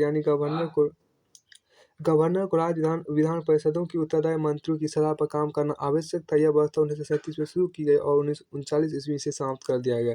तो आपको ये देखिए कि ये आपको भारत शासन अधिनियम 1935 की विशेषता, दूसरी विशेषता को फिर से कर रहे हैं। इसने प्रांतों में द्वैध शासन व्यवस्था समाप्त कर दी तथा प्रांतीय स्वायत्तता का शुभारंभ किया था। प्रांतीय स्वायत्तता जो था उसका शुभारंभ किया। राज्यों को अपने दायरे में रहकर स्वायत्त तरीके से 3 पृथक क्षेत्रों में शासन का अधिकार दिया। इसके अतिरिक्त इस अधिनियम ने राज्यों में उत्तरदायी सरकार की स्थापना की। तो राज्यों में उत्तरदायी शासन की स्थापना किस अधिनियम ने किया, तो ये आपको क्या था, तो आपको ये भारत शासन अधिनियम 1935 ने किया। यानी गवर्नर को राज्य विधान परिषद के उत्तरदायी मंत्रियों की सलाह पर काम करना आवश्यक था। यह व्यवस्था 1937 में शुरू की गई और 1939 में से समाप्त कर दिया गया। तो ये व्यवस्था जो था आपको 1937 में शुरू की गई और आपको 1939 में आपको इस व्यवस्था को समाप्त कर दिया गया। अब तीसरी विशेषता, भारत शासन अधिनियम की 1935 की तीसरी विशेषता आपको यहाँ पे यह है कि इसने केंद्र में द्वैध शासन प्रणाली का प्रारंभ किया। तो केंद्र में द्वैध शासन प्रणाली का प्रारंभ किस अधिनियम ने किया था, तो भारत शासन अधिनियम 1935 ने किया था। परिणामतः संघीय विषयों को परिणामतः इसका फर्ज इसके मतलब इसके परिणाम स्वरूप क्या हुआ कि आपको संघीय विषयों को स्थानांतरित और आरक्षित विषयों में विभक्त करना पड़ा। संघीय विषयों को क्या करना पड़ा, स्थानांतरित और आरक्षित विषयों में विभक्त करना पड़ा। हालांकि यह प्रावधान कभी लागू नहीं हो सका। तो संघीय विषयों को स्थानांतरित और आरक्षित विषयों में आपको व्यक्त करना पड़ा, लेकिन ये प्रावधान कभी लागू नहीं हो सका। अब ये देखिए आपको इसकी चौथी विशेषता देखते हैं, भारत शासन अधिनियम 1935 की चौथी विशेषता आपको इसमें ये है कि इसने 11 राज्यों, इस 11 राज्यों में से 6 में द्विसदनीय व्यवस्था प्रारंभ की। तो आपको भारत शासन अधिनियम 1935 जो था उसने क्या किया, 11 राज्यों में से 6 में द्विसदनीय व्यवस्था प्रारंभ की। इस प्रकार बंगाल, बम्बई, मद्रास, बिहार, संयुक्त प्रांत और असम में द्विसदनीय विधान परिषद और विधानसभा बन गई। हालांकि इन पर कई प्रकार के प्रतिबंध थे। अब इसने क्या किया, इसकी चौथी विशेषता बहुत महत्वपूर्ण विशेषता है। भारत शासन अधिनियम 1935 की चौथी विशेषता आपको ये थी कि इसने 11 राज्यों में से 6 में द्विसदनीय व्यवस्था प्रारंभ की। इनमें से 6 राज्य ऐसे थे जिनमें 6 राज्यों में आपको विधानसभा भी होंगे और विधान परिषद भी होंगे। तो विधानसभा और विधान परिषद के मध्य द्विसदनीय व्यवस्था प्रारंभ की। इस प्रकार बंगाल, बम्बई, मद्रास, बिहार, संयुक्त प्रांत और असम में द्विसदनीय। यहाँ भी आपको स्पष्ट रूप से क्वेश्चन पूछा जाएगा, किन किन प्रांतों में 1935 भारत शासन 1935 के द्वारा आपको द्विसदनीय व्यवस्था शुरू किया गया। तो आपको यहाँ पर देखिए, बंगाल 1 हो गया, बम्बई 2 हो गया, मद्रास 3 हो गया, बिहार 4 हो गया, संयुक्त प्रांत 5 हो गया और असम 6 हो गया। तो बंगाल 1, बम्बई 2 हो गया, मद्रास 3 हो गया, बिहार 4 हो गया, संयुक्त प्रांत मतलब उत्तर प्रदेश जिसे कहते हैं, तो संयुक्त प्रांत आपको 5 होगा और असम 6 होगा। मतलब इन 6 राज्यों में आपको द्विसदनीय व्यवस्था प्रारंभ किया गया, लेकिन हालांकि इन द्विसदनीय व्यवस्था पर कई प्रकार के प्रतिबंध भी थे। अब इसमें देखिए, भारत शासन अधिनियम 1935 की 5वीं विशेषता आपकी ये थी कि इसने दलित जातियों, महिला और मजदूर वर्ग के अलग से निर्वाचन व्यवस्था कर सांप्रदायिक प्रतिनिधित्व व्यवस्था का विस्तार किया। इसने क्या किया, इसने दलित जातियों, महिला और मजदूर वर्ग के लिए अलग से निर्वाचन की व्यवस्था कर सांप्रदायिक प्रतिनिधित्व व्यवस्था का विस्तार किया। इसने दलित जातियों, महिला और मजदूर वर्ग के लिए अलग से निर्वाचन की व्यवस्था कर सांप्रदायिक प्रतिनिधित्व व्यवस्था का विस्तार किया। इसने क्या किया, दलित जातियों, महिला और मजदूर वर्ग के लिए अलग से निर्वाचन की व्यवस्था कर सांप्रदायिक प्रतिनिधित्व व्यवस्था का विस्तार किया। अब इसने दलित जातियों, भारत शासन अधिनियम 1935 ने क्या किया कि दलित जाति थी और महिला और मजदूर वर्ग के अलग से निर्वाचन की व्यवस्था कर सांप्रदायिक प्रतिनिधित्व का विस्तार किया। तो आपको सांप्रदायिक प्रतिनिधित्व का विस्तार भारत शासन अधिनियम 1935 ने भी किया। इसमें क्या किया कि दलित जातियों के लिए, महिलाओं के और मजदूर वर्ग के लिए अलग से निर्वाचन व्यवस्था की गई। अब इसकी छठी विशेषता देखते हैं, भारत शासन अधिनियम 1935 की छठी विशेषता आपकी ये थी, इसमें भारत शासन अधिनियम 1858 द्वारा स्थापित भारत परिषद को समाप्त कर दिया गया। इंग्लैंड में भारत सचिव को सलाहकारों की टीम मिल गई। अब ये देखिए कि इसकी भारत शासन अधिनियम 1935 की छठी विशेषता ये थी कि इसने भारत शासन अधिनियम 1858 द्वारा स्थापित भारत परिषद को समाप्त कर दिया गया। तो इस अधिनियम के द्वारा आपको 1858 ईस्वी द्वारा भारत शासन अधिनियम 1858 ईस्वी द्वारा स्थापित भारत परिषद को समाप्त कर दिया गया। तो आपको भारत शासन अधिनियम 1935 के द्वारा, तो भारत शासन अधिनियम 1935 के द्वारा ही आपको भारत शासन अधिनियम 1935 के द्वारा ही भारत शासन अधिनियम 1858 द्वारा स्थापित भारत परिषद को समाप्त कर दिया गया। तो आप ऐसे डायरेक्ट क्वेश्चन आपको इस तरह से भी हो सकता है कि भारत परिषद को किस अधिनियम द्वारा समाप्त किया गया। तो भारत परिषद को आपको भारतीय शासन अधिनियम 1935 के द्वारा समाप्त कर दिया गया। इंग्लैंड में देखिए, इंग्लैंड में भारत सचिव को सलाहकारों की टीम मिल गई। इंग्लैंड में भारत सचिव जो थे उनको सलाहकारों की टीम मिल गई। इसने मताधिकार, अब यहाँ पे देखिए, इसने मताधिकार का विस्तार किया। इसने मताधिकार का क्या किया, तो विस्तार कर दिया। तो भारत शासन अधिनियम 1935 जो था उसने क्या किया, मताधिकार का विस्तार कर लगभग 10% जनसंख्या को मत का अधिकार मिल गया। तो आपको क्या कि इसने मताधिकार का विस्तार किस अधिनियम में किया था, तो आपको भारत शासन अधिनियम 1935 ने किया था। इसने मताधिकार का विस्तार किया और 10% लगभग 10% जनसंख्या को मत का अधिकार मिल गया। अब इसकी 8वीं विशेषता है कि इसके अंतर्गत मतलब भारत शासन अधिनियम 1935 के अंतर्गत देश की मुद्रा और साख पर नियंत्रण के लिए भारतीय रिजर्व बैंक की स्थापना की गई। तो ये काफ़ी महत्वपूर्ण, यहाँ पर काफ़ी इंपॉर्टेंट है कि देश की मुद्रा और साख पर नियंत्रण के लिए भारतीय रिजर्व बैंक की स्थापना किस अधिनियम के द्वारा किया गया था। तो भारत शासन अधिनियम 1935 के द्वारा क्या किया गया था। तो भारत शासन अधिनियम 1935 के द्वारा ही आपको देश की मुद्रा और साख पर नियंत्रण के लिए RBI अर्थात भारतीय रिजर्व बैंक की स्थापना किया गया था। भारतीय रिजर्व बैंक की स्थापना किस अधिनियम के द्वारा किया गया था, कई बार पूछा भी गया है। तो भारतीय रिजर्व बैंक की स्थापना आपको भारत शासन अधिनियम 1935 के द्वारा किया गया था। तो भारत शासन अधिनियम की आपको 9वीं विशेषता ये थी कि इसने न केवल संघीय लोक सेवा आयोग की स्थापना की, बल्कि प्रांतीय सेवा आयोग और 2 या अधिक राज्यों के संयुक्त सेवा आयोग की स्थापना भी की। तो आपको भारत शासन अधिनियम 1935 की एक और प्रमुख विशेषता ये थी कि केवल ये न केवल मतलब 1935 भारत शासन 1935 न केवल संघीय लोक सेवा आयोग की स्थापना की, बल्कि प्रांतीय सेवा आयोग और 2 या अधिक राज्यों के लिए संयुक्त सेवा आयोग की स्थापना भी की। अब यहाँ पर देखिए महत्वपूर्ण जो आपको है कि प्रांतीय लोक सेवा आयोग और 2 या अधिक राज्यों के संयुक्त सेवा आयोग की स्थापना किस अधिनियम के द्वारा किया गया था, और संघीय लोक सेवा आयोग की स्थापना किस आपको किया गया था। संघीय लोक सेवा आयोग की स्थापना जब को किया, प्रांतीय सेवा आयोग और प्रांतीय सेवा आयोग मतलब राज्यों के और 2 या अधिक राज्यों के संयुक्त लोक सेवा आयोग भारत शासन अधिनियम 1935 के द्वारा ही किया गया था। की स्थापना और प्रांत की स्थापना, यह सभी चीज़ें आपको भारत शासन अधिनियम 1935 के द्वारा किया गया था। इसके तहत 1937 में संघीय न्यायालय की स्थापना की गई। तो ये काफ़ी बार पूछा गया कि किस अधिनियम के तहत आपको भारत में संघीय न्यायालय की स्थापना की गई थी, तो भारत शासन अधिनियम 1935 के द्वारा। तो भारत शासन अधिनियम 1935 के द्वारा ही भारत शासन अधिनियम 1935 के द्वारा ही तो भारत शासन अधिनियम 1935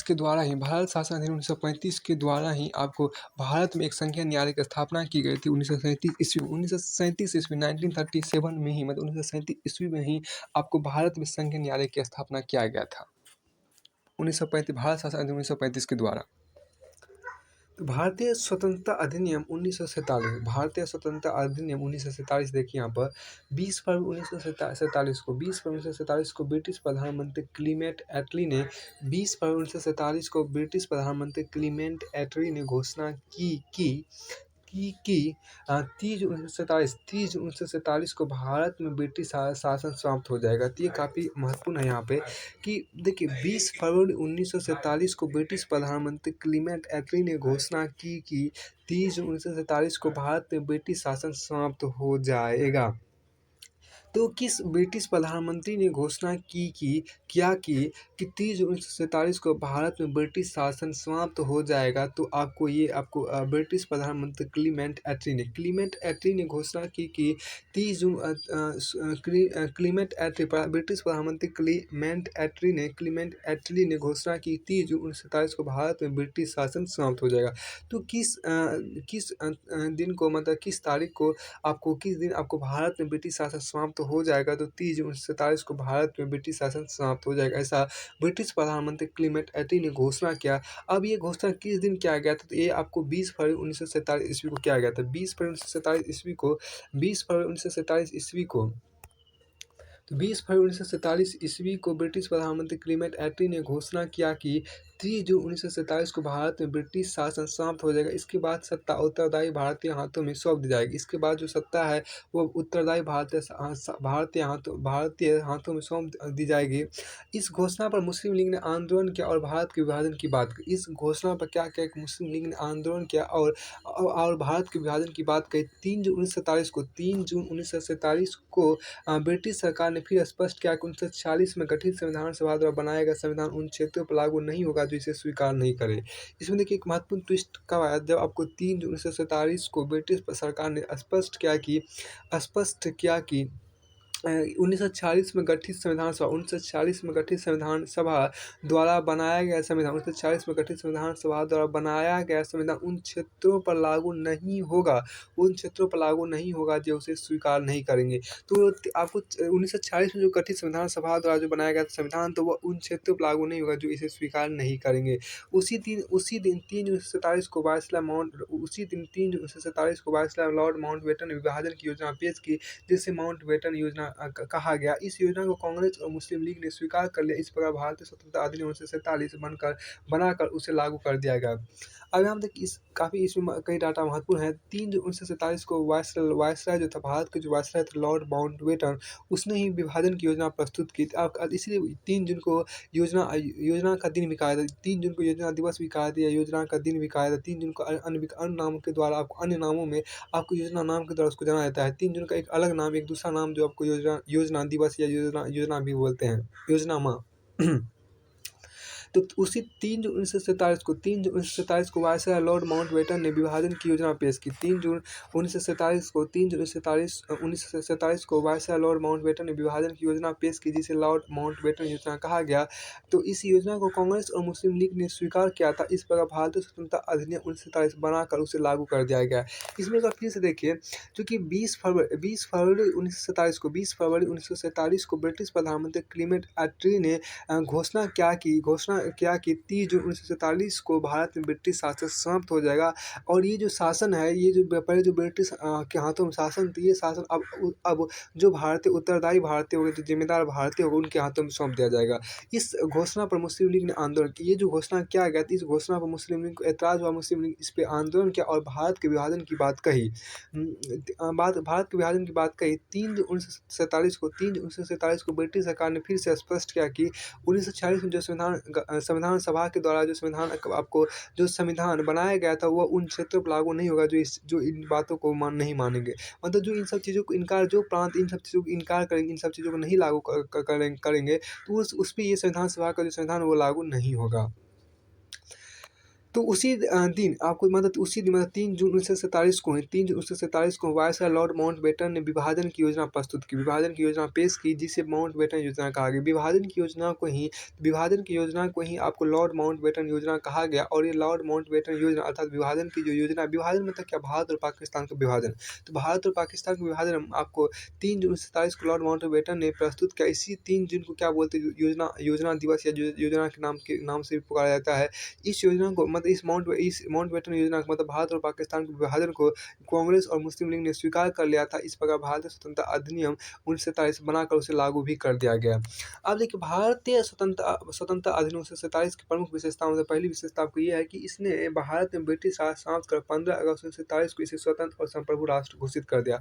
इसने आपको भारत में ब्रिटिश राज समाप्त कर, इसने मतलब भारतीय स्वतंत्रता अधिनियम 1947 ने भारत में ब्रिटिश राज समाप्त कर 15 अगस्त 1947 को इसे स्वतंत्र और संप्रभु राष्ट्र घोषित कर दिया।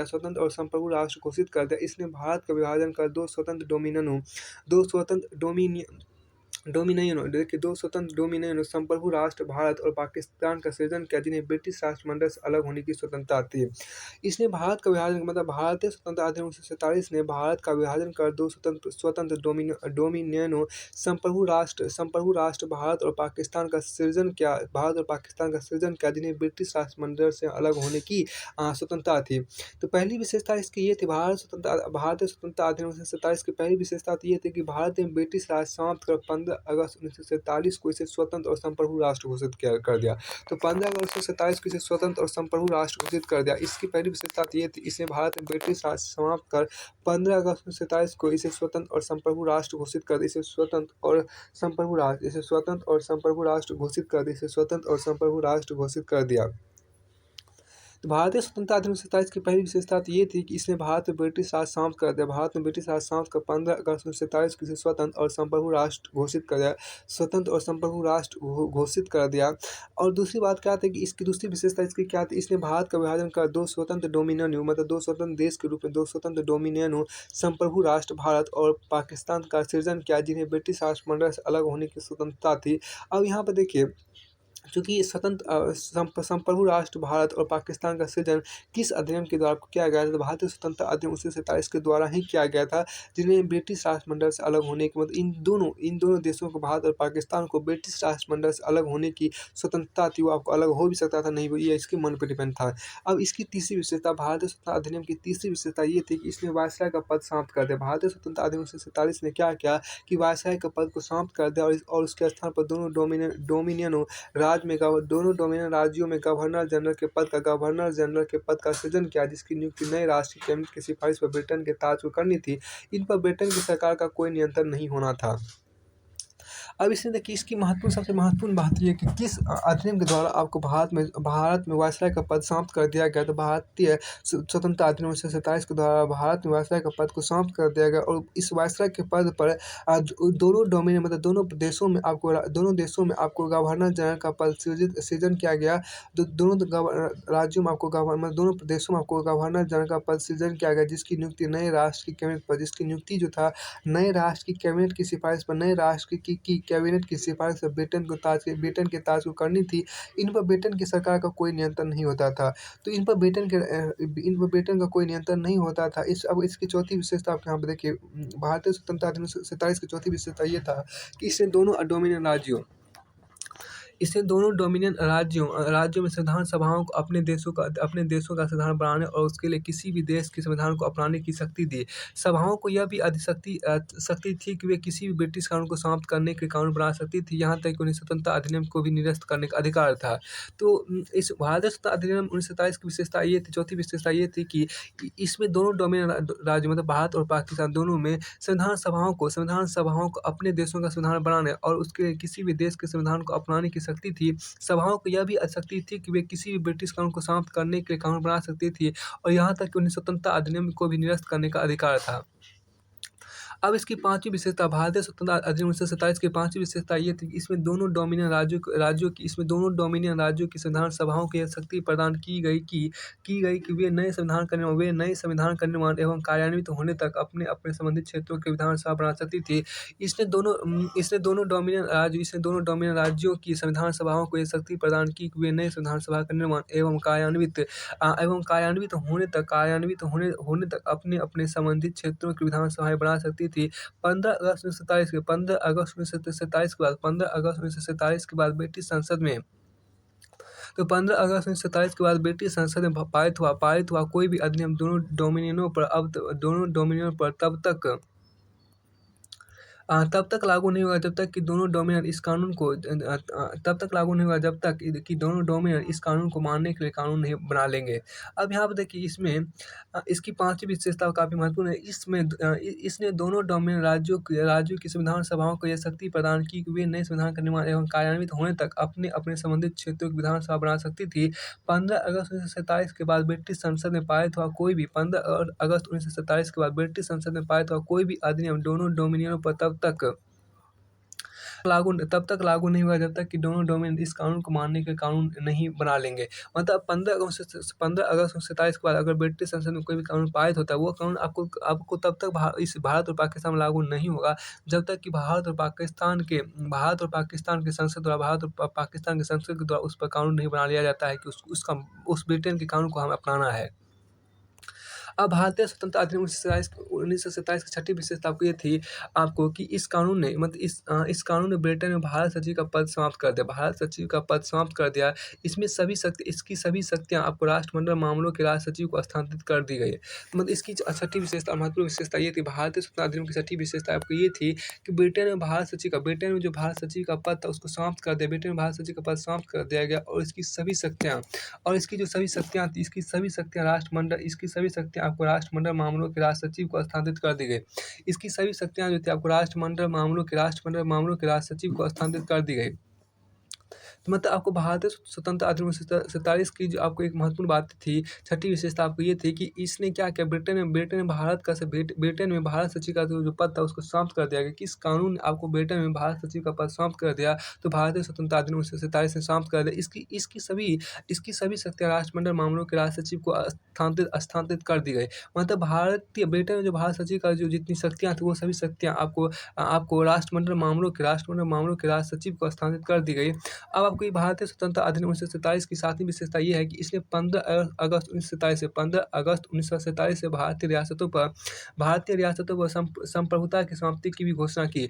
तो इसने क्या किया कि 15 अगस्त 1947 से भारतीय रियासतों पर ब्रिटिश संप्रभुता की समाप्ति की भी घोषणा की। इसके साथ ही आदिवासी क्षेत्र समझौता संबंधों पर ब्रिटिश हस्तक्षेप समाप्त हो गया।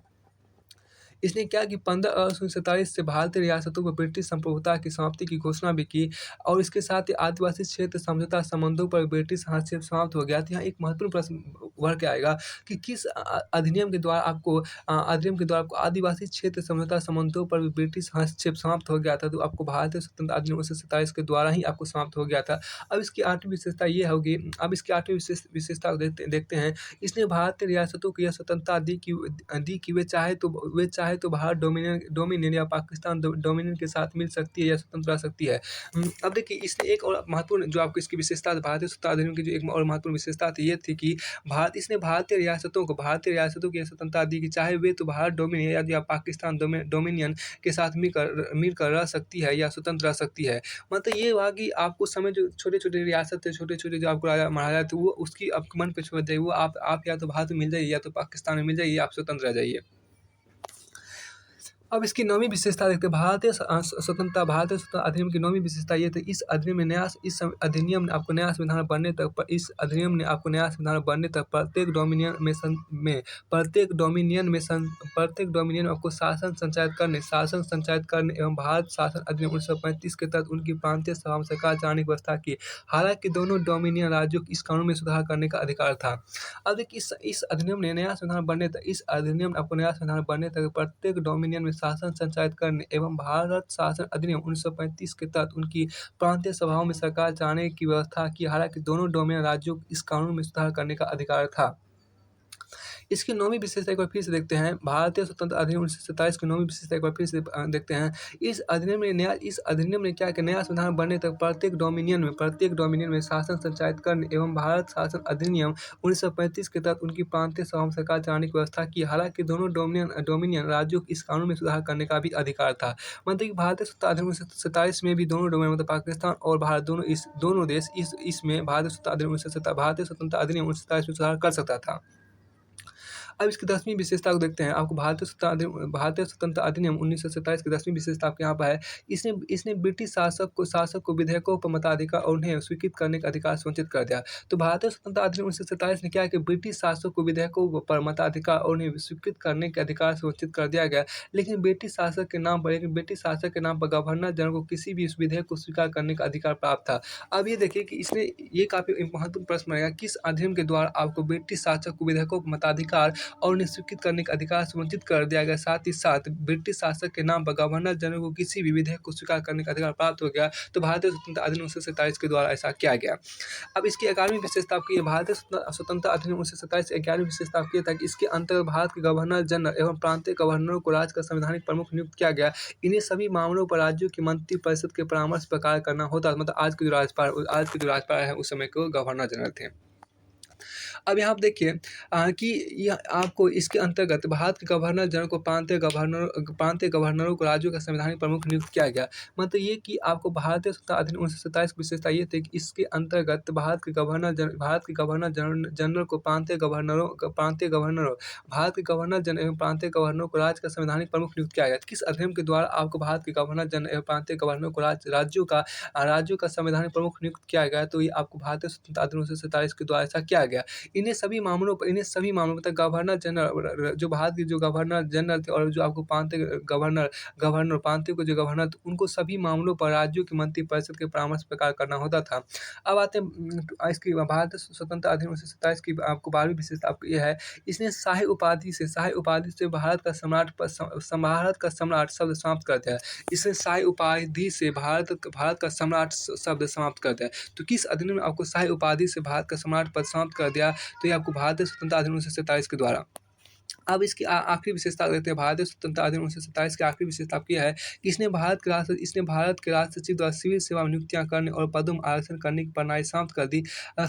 ये काफ़ी महत्वपूर्ण है। किस अधिनियम ने भारत के राष्ट्र सचिव द्वारा सिविल सेवा में नियुक्तियां करने और पदों में आरक्षण करने की प्रणाली समाप्त कर दी? तो ये आपको समाप्त कर दिया गया। ये आपको समाप्त कर दिया भारतीय स्वतंत्रता अधिनियम 1947 के द्वारा।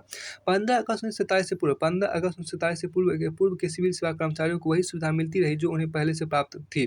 तो 15 अगस्त 1927 से पूर्व के जो सिविल सेवा बने थे, जो अधिकारी बने थे, तो 15 अगस्त 1927 के पूर्व के सिविल सेवा कर्मचारियों को वही सुविधाएं मिलती रहेगी जो उन्हें पहले से प्राप्त थी। अब आगे यहाँ पे देखिए 14-15 अगस्त 1927 की मध्य रात्रि को भारत में ब्रिटिश शासन का अंत हो गया। तो किस दिन आपको कब आपको भारत में ब्रिटिश शासन अंत हो गया? तो 14-15 अगस्त 1927 को 1927 की मध्य रात्रि को 14-15 अगस्त 1927 की मध्य रात्रि को भारत में ब्रिटिश शासन का अंत हो गया और समस्त शक्तियाँ दोनों और स्थानांतरित कर दी गई। लॉर्ड माउंटबेटन नए डोमिनियन भारत के प्रथम गवर्नर जनरल बने। तो लॉर्ड माउंटबेटन जो थे वो नए डोमिनियन भारत के प्रथम गवर्नर जनरल बने। उन्होंने जवाहरलाल नेहरू को भारत के पहले प्रधानमंत्री के रूप में शपथ दिलाई और 1940 में बनी संविधान सभा को स्वतंत्र भारतीय डोमिनियन की संसद के रूप में स्वीकार कर लिया गया। इसमें अगर फिर से देखते हैं 14-15 अगस्त 1947 की मध्यरात्रि को भारत में ब्रिटिश शासन का अंत हो गया और समस्त शक्तियां दो नए स्वतंत्र डोमिनियन अर्थात भारत और पाकिस्तान को स्थानांतरित कर दी गई। लॉर्ड माउंटबेटन नए डोमिनियन भारत के प्रथम गवर्नर जनरल बने। तो लॉर्ड माउंटबेटन जो थे आपको नए डोमिनियन भारत के प्रथम गवर्नर जनरल बने। तो आपको भारत के प्रथम गवर्नर जनरल कौन थे? तो लॉर्ड माउंटबेटन थे भारत के प्रथम गवर्नर जनरल। लॉर्ड माउंटबेटन नए डोमिनियन अर्थात भारत के जो थे वो प्रथम गवर्नर जनरल बने। उन्होंने जवाहरलाल नेहरू को भारत के पहले प्रधानमंत्री के रूप में शपथ दी। ये काफ़ी क्वेश्चन मैंने आपको महत्वपूर्ण है कि जब आपको पहली बार जब आपको पंडित जवाहरलाल नेहरू प्रधानमंत्री बने तो उसको शपथ किसने दिलाया था? तो प्रधानमंत्री पद की शपथ किसने दिलाया था? लॉर्ड माउंटबेटन ने ही उसको शपथ दिलाया था। तो लॉर्ड माउंटबेटन ने उसे प्रधानमंत्री पद की शपथ दिलाई थी और शपथ दिलाया और 1940 में बनी संविधान सभा को स्वतंत्र भारतीय डोमिनियन की संसद के रूप में स्वीकार किया गया।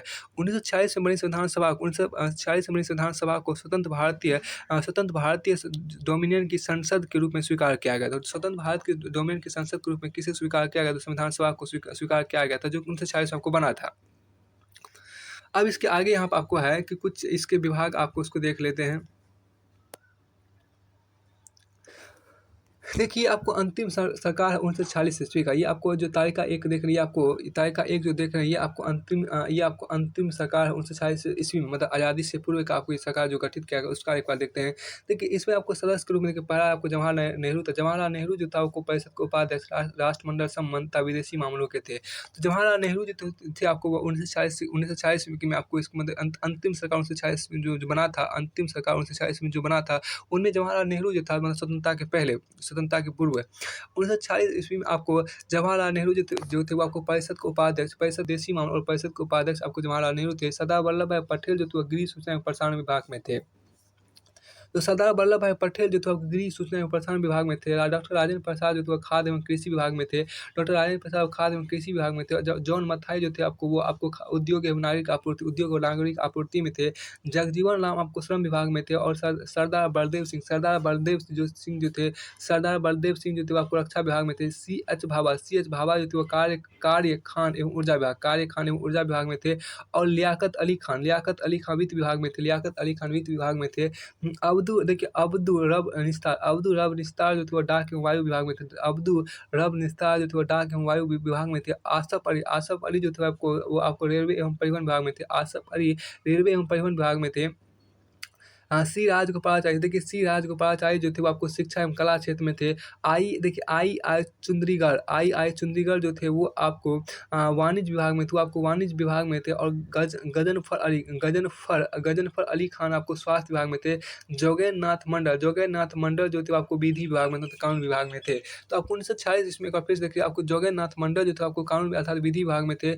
गजनफर अली खान जो थे स्वास्थ्य विभाग में थे। आई चुंदरीगढ़ जो थे वाणिज्य विभाग में थे मतलब व्यापार के विभाग में थे।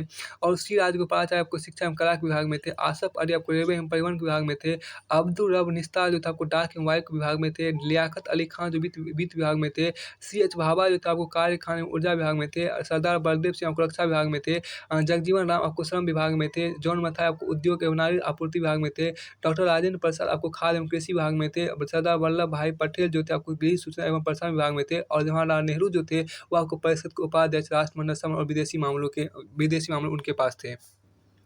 अब यहाँ पर नोट आपको लिखा गया अंतिम सरकार के सदस्य वायसराय की कार्यकारी परिषद के सदस्य। अंतिम सरकार 1946 के जो सदस्य थे वो आपको वायसराय की कार्यकारी परिषद के सदस्य भी थे। वायसराय परिषद का प्रमुख बना रहा लेकिन जवाहरलाल नेहरू को परिषद का उपाध्यक्ष बनाया गया। वायसराय जो था वह परिषद का प्रमुख मतलब परिषद का हेड था, अध्यक्ष था, लेकिन जवाहरलाल नेहरू को उपाध्यक्ष बनाया गया था। अब आते हैं आज़ादी के बाद मतलब जब भारत आज़ाद हुआ 1927 ईस्वी में, तब के आपको मंत्रिमंडल को देखते हैं। ये आपको ऊपर इस मंत्रिमंडल को देखते हैं कि जब भारत आज़ाद हुआ 1927 ईस्वी के बाद उसमें आपको मंत्रिमंडल में कौन क्या बना। अब देखिए स्वतंत्र भारत का पहला मंत्रिमंडल 1927 ईस्वी में देखते हैं। काफ़ी बार पूछा जाता है कि स्वतंत्र भारत का पहला मंत्रिमंडल में पंडित जवाहरलाल नेहरू किस पोस्ट पे थे, डॉक्टर राजेंद्र प्रसाद किस पोस्ट पे थे, उसको क्या पद कौन सा विभाग मिला था, इस आपको कई बार पूछा भी जाता है। इसको हम देखते हैं एक बार।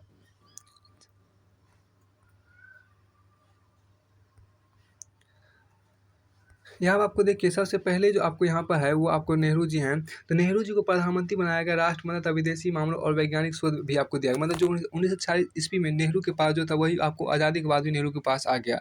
अब नेहरू जो था, पंडित जवाहरलाल नेहरू जो थे वो आपको 1947 में आज़ादी के बाद भी आज़ादी के बाद आपको प्रधानमंत्री बने और राष्ट्रमंडल तथा विदेशी मामलों और वैज्ञानिक शोध के पद भी उनके उन्हीं वैज्ञानिक शोध का जो विभाग था, ये सारे विभाग उन्हीं के पास है। मतलब जवाहरलाल नेहरू जो थे वो आपको प्रधानमंत्री, राष्ट्रमंडल तथा विदेशी मामलों और वैज्ञानिक शोध के विभाग भी उन्हीं के पास है। यहाँ भी क्वेश्चन ये बनेगा कि आपको स्वतंत्रता प्राप्ति के बाद 1947 ईस्वी में आपको राष्ट्रमंडल तथा विदेशी मामलों के जो पद हैं, जो विभाग, वो किसके पास था, वो किसके अधीन था? तो आपको पंडित जवाहरलाल नेहरू के अधीन था।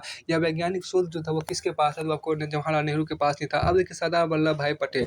सरदार वल्लभ भाई पटेल जो हम कहते हैं, सरदार वल्लभ भाई को कौन सा पद मिला? सरदार वल्लभ भाई को गृह सूचना एवं राज्यों के मामले। तो गृह सूचना एवं राज्यों के मामले आपको मिले। देखिए गृह सूचना एवं प्रसारण राज्यों के मामले पहले भी 1940 ईस्वी में भी सरदार वल्लभ भाई पटेल के पास भी थे। और आपको सरदार वल्लभ भाई पटेल के बाद 1940 ईस्वी, मतलब स्वतंत्रता के पहले और स्वतंत्रता के बाद भी वही पद हुआ जो पद उसको पहले था।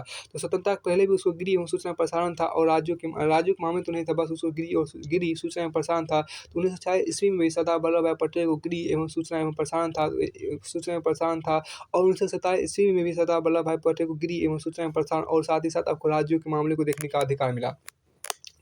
अब देखिए क्योंकि क्वेश्चन ये बनेगा कि आपको गृह सूचना एवं प्रसारण और राज्यों के मामले के जो विभाग थे, जो आपको देख-रेख काम था, वो किसके अधीन था? तो वो आपको सरदार वल्लभ भाई पटेल के अधीन था।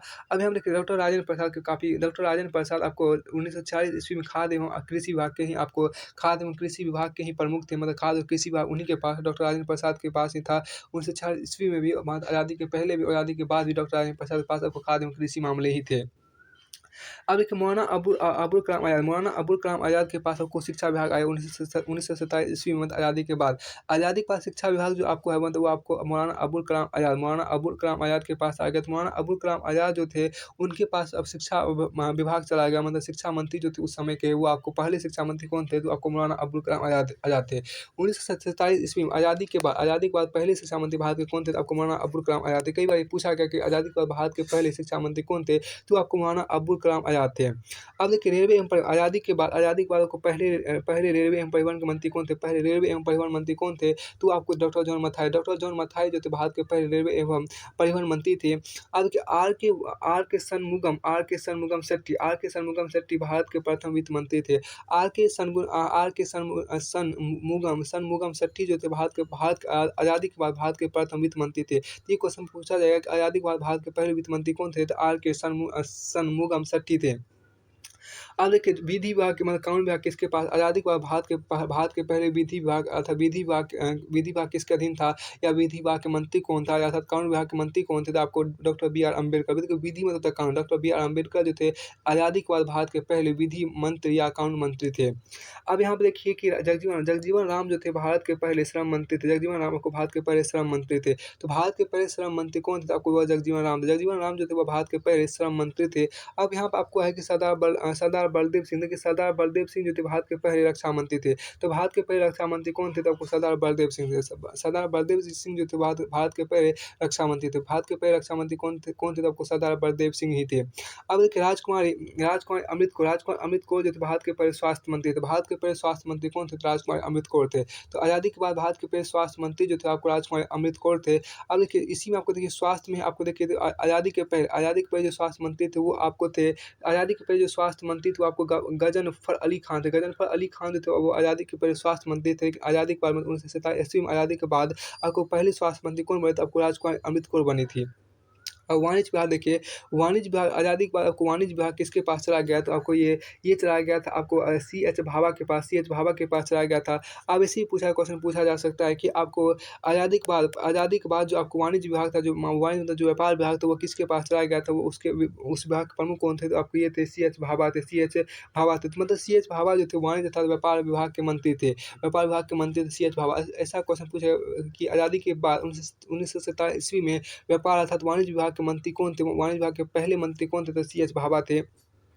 अब दूसरा यहाँ क्वेश्चन पूछा जा सकता है कि आपको आज़ादी के बाद आपको संचार विभाग के मंत्री कौन थे? पहले मंत्री कौन थे? आज़ादी के बाद संचार विभाग के पहले मंत्री जो थे वो आपको थे रफ़ी। संचार विभाग के पहले मंत्री जो थे वो आपको थे रफ़ी अहमद किदवई। रफ़ी अहमद किदवई थे। तो रफ़ी अहमद किदवई जो थे आपको वो आज़ादी के बाद भारत के पहले संचार मंत्री थे। तो भारत के पहले संचार मंत्री जो थे वो कौन थे? आपको रफ़ी अहमद किदवई थे। उसके बाद आपको यहाँ पर देखिए उद्योग डॉक्टर श्यामा प्रसाद मुखर्जी जो थे, डॉक्टर श्यामा प्रसाद मुखर्जी जो थे वो आपको उद्योग एवं आपूर्ति विभाग के भारत के पहले मंत्री थे आज़ादी के बाद। आज़ादी के बाद भारत के पहले उद्योग एवं आपूर्ति विभाग के मंत्री कौन थे? डॉक्टर श्यामा प्रसाद मुखर्जी थे।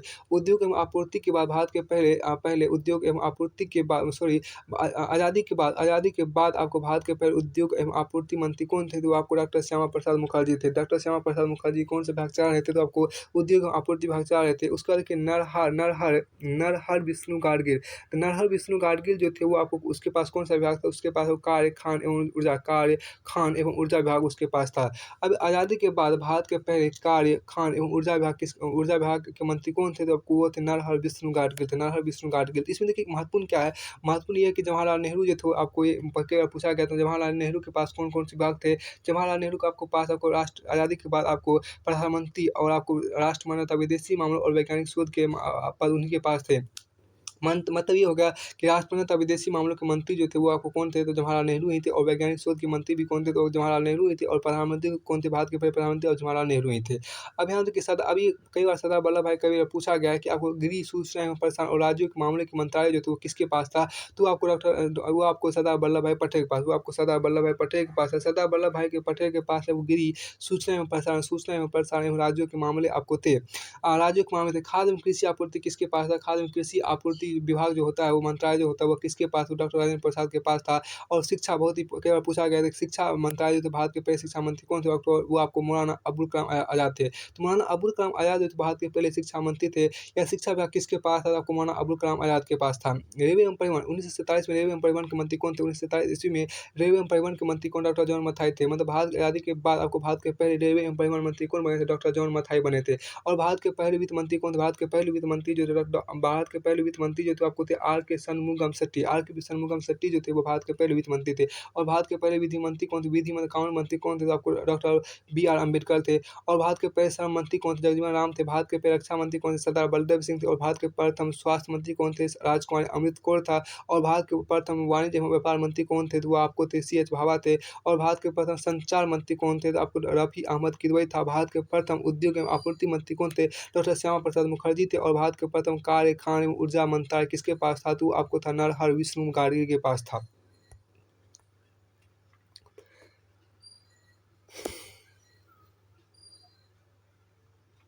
अब यहाँ पे देखिए कुछ महत्वपूर्ण टिप्पणियाँ हैं, इसको देख लेते हैं इसमें कितनी आपको ज़रूरत है एक बार। देखिए मुगल बादशाह शाह आलम ने 1764 में बक्सर की लड़ाई में विजय प्राप्त करने के बाद ईस्ट इंडिया कंपनी को भारत में दीवानी अधिकार दिया था। ये काफ़ी महत्वपूर्ण आपको है कि मुगल बादशाह शाह आलम ने 1764 में बक्सर की लड़ाई में विजय प्राप्त करने के बाद ईस्ट इंडिया कंपनी को भारत में दीवानी अधिकार दिए। तो मुगल बादशाह शाह आलम ने 1764 ईस्वी में की लड़ाई में विजय प्राप्त करने के बाद ईस्ट इंडिया कंपनी को भारत में दीवानी अधिकार दिया। तो भारत देखिए मुगल बादशाह शाह आलम ने 1764 बक्सर की लड़ाई में विजय प्राप्त करने के बाद ईस्ट इंडिया कंपनी को भारत में दीवानी अधिकार दिया। तो भारत में देखिए ईस्ट इंडिया कंपनी 1764 ईस्वी में बक्सर की लड़ाई पर विजय मतलब ईस्ट इंडिया कंपनी जब भारत की ईस्ट इंडिया कंपनी जब 1764 ईस्वी में आपको बक्सर की लड़ाई जीत गया तो उसको दीवानी का अधिकार किसने दिया? तो शाह मोहम्मद बादशाह शाह आलम द्वितीय ने दिया। मुगल बादशाह जो था शाह आलम द्वितीय शाह आलम जो था मुगल बादशाह शाह आलम जो था उसने ही आपको 1764 ईस्वी में आपको ईस्ट इंडिया कंपनी को दीवानी अधिकार दिया था। इससे देखिए यहाँ पर आपको तीसरा नोट है कि उस समय कंपनी की जो सिविल सेवा वो दो तरह की होती थी। पहली सिविल सेवा होती थी प्रसंविदाबद्ध सिविल सेवा जिसको उच्च सिविल सेवा बोलते हैं और एवं दूसरा था गैर प्रसंविदाबद्ध सिविल सेवा जिसको निम्न सेवा बोलते हैं। पहली कंपनी कानून द्वारा निर्मित हुई जबकि दूसरी अन्य तरह से। पहली जो था मतलब ये प्रसंविदाबद्ध सिविल सेवा उच्च सिविल सेवा जो था वो आपको कंपनी के द्वारा निर्मित हुआ था। लेकिन जो दूसरा था गैर प्रसंविदाबद्ध सिविल सेवा मतलब निम्न सेवा वो आपको अन्य तरीके से निर्मित हुआ था। यहाँ पर काफ़ी महत्वपूर्ण है कि देखिए बजट की व्यवस्था को ब्रिटिश कालीन भारत में 1860 में शुरू किया गया था। तो ब्रिटिश कालीन भारत में बजट की व्यवस्था कब शुरू किया गया था? 1860 ईस्वी में आपको शुरू किया गया था। उसके बाद यहाँ पर देखिए बजट की व्यवस्था को ब्रिटिश कालीन भारत में 1860 ईस्वी में शुरू किया गया था। भारतीय स्वतंत्रता अध्यादेश, देखिए भारतीय स्वतंत्रता अध्यादेश को ब्रिटिश संसद में 4 जुलाई 1947 को पेश किया गया और 18 जुलाई 1947 को इसे राजशाही अर्थात ब्रिटेन की महारानी की संस्तुति मिली और यह अधिनियम 15 अगस्त 1947 से लागू हुआ। तो भारतीय स्वतंत्रता अध्यादेश को ब्रिटिश संसद में 4 जुलाई 1947 पेश किया गया और 18 जुलाई 1947 को इसे अधिनियम 15 अगस्त 1947 से लागू। दो राज्यों के बीच सीमाओं का निर्धारण रेड क्लिफ की अध्यक्षता वाले सीमा आयोग ने किया। दो राज्यों के बीच सीमा का निर्धारण किसने किया? तो रेड क्लिफ की अध्यक्षता वाले सीमा आयोग ने किया। पाकिस्तान में पश्चिमी पंजाब, सिंध, बलूचिस्तान, पूर्वी बंगाल, उत्तर पश्चिम सीमांत क्षेत्र एवं असम का सिलहट जिला शामिल किया गया। उत्तर पश्चिम सीमांत क्षेत्र एवं सिलहट में अध्यादेश पाकिस्तान के पक्ष में थे।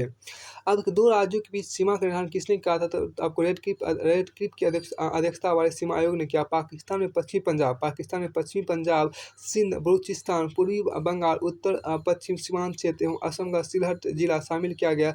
उत्तर पश्चिम सीमांत क्षेत्र एवं सिलहट में अध्यादेश पाकिस्तान के पक्ष में थे। तो यहाँ से आपको ये अध्याय 1 जो है वो पूरी तरह से फिनिश होता है। अब अध्याय 2 की चर्चा हम अगले वीडियो में करेंगे।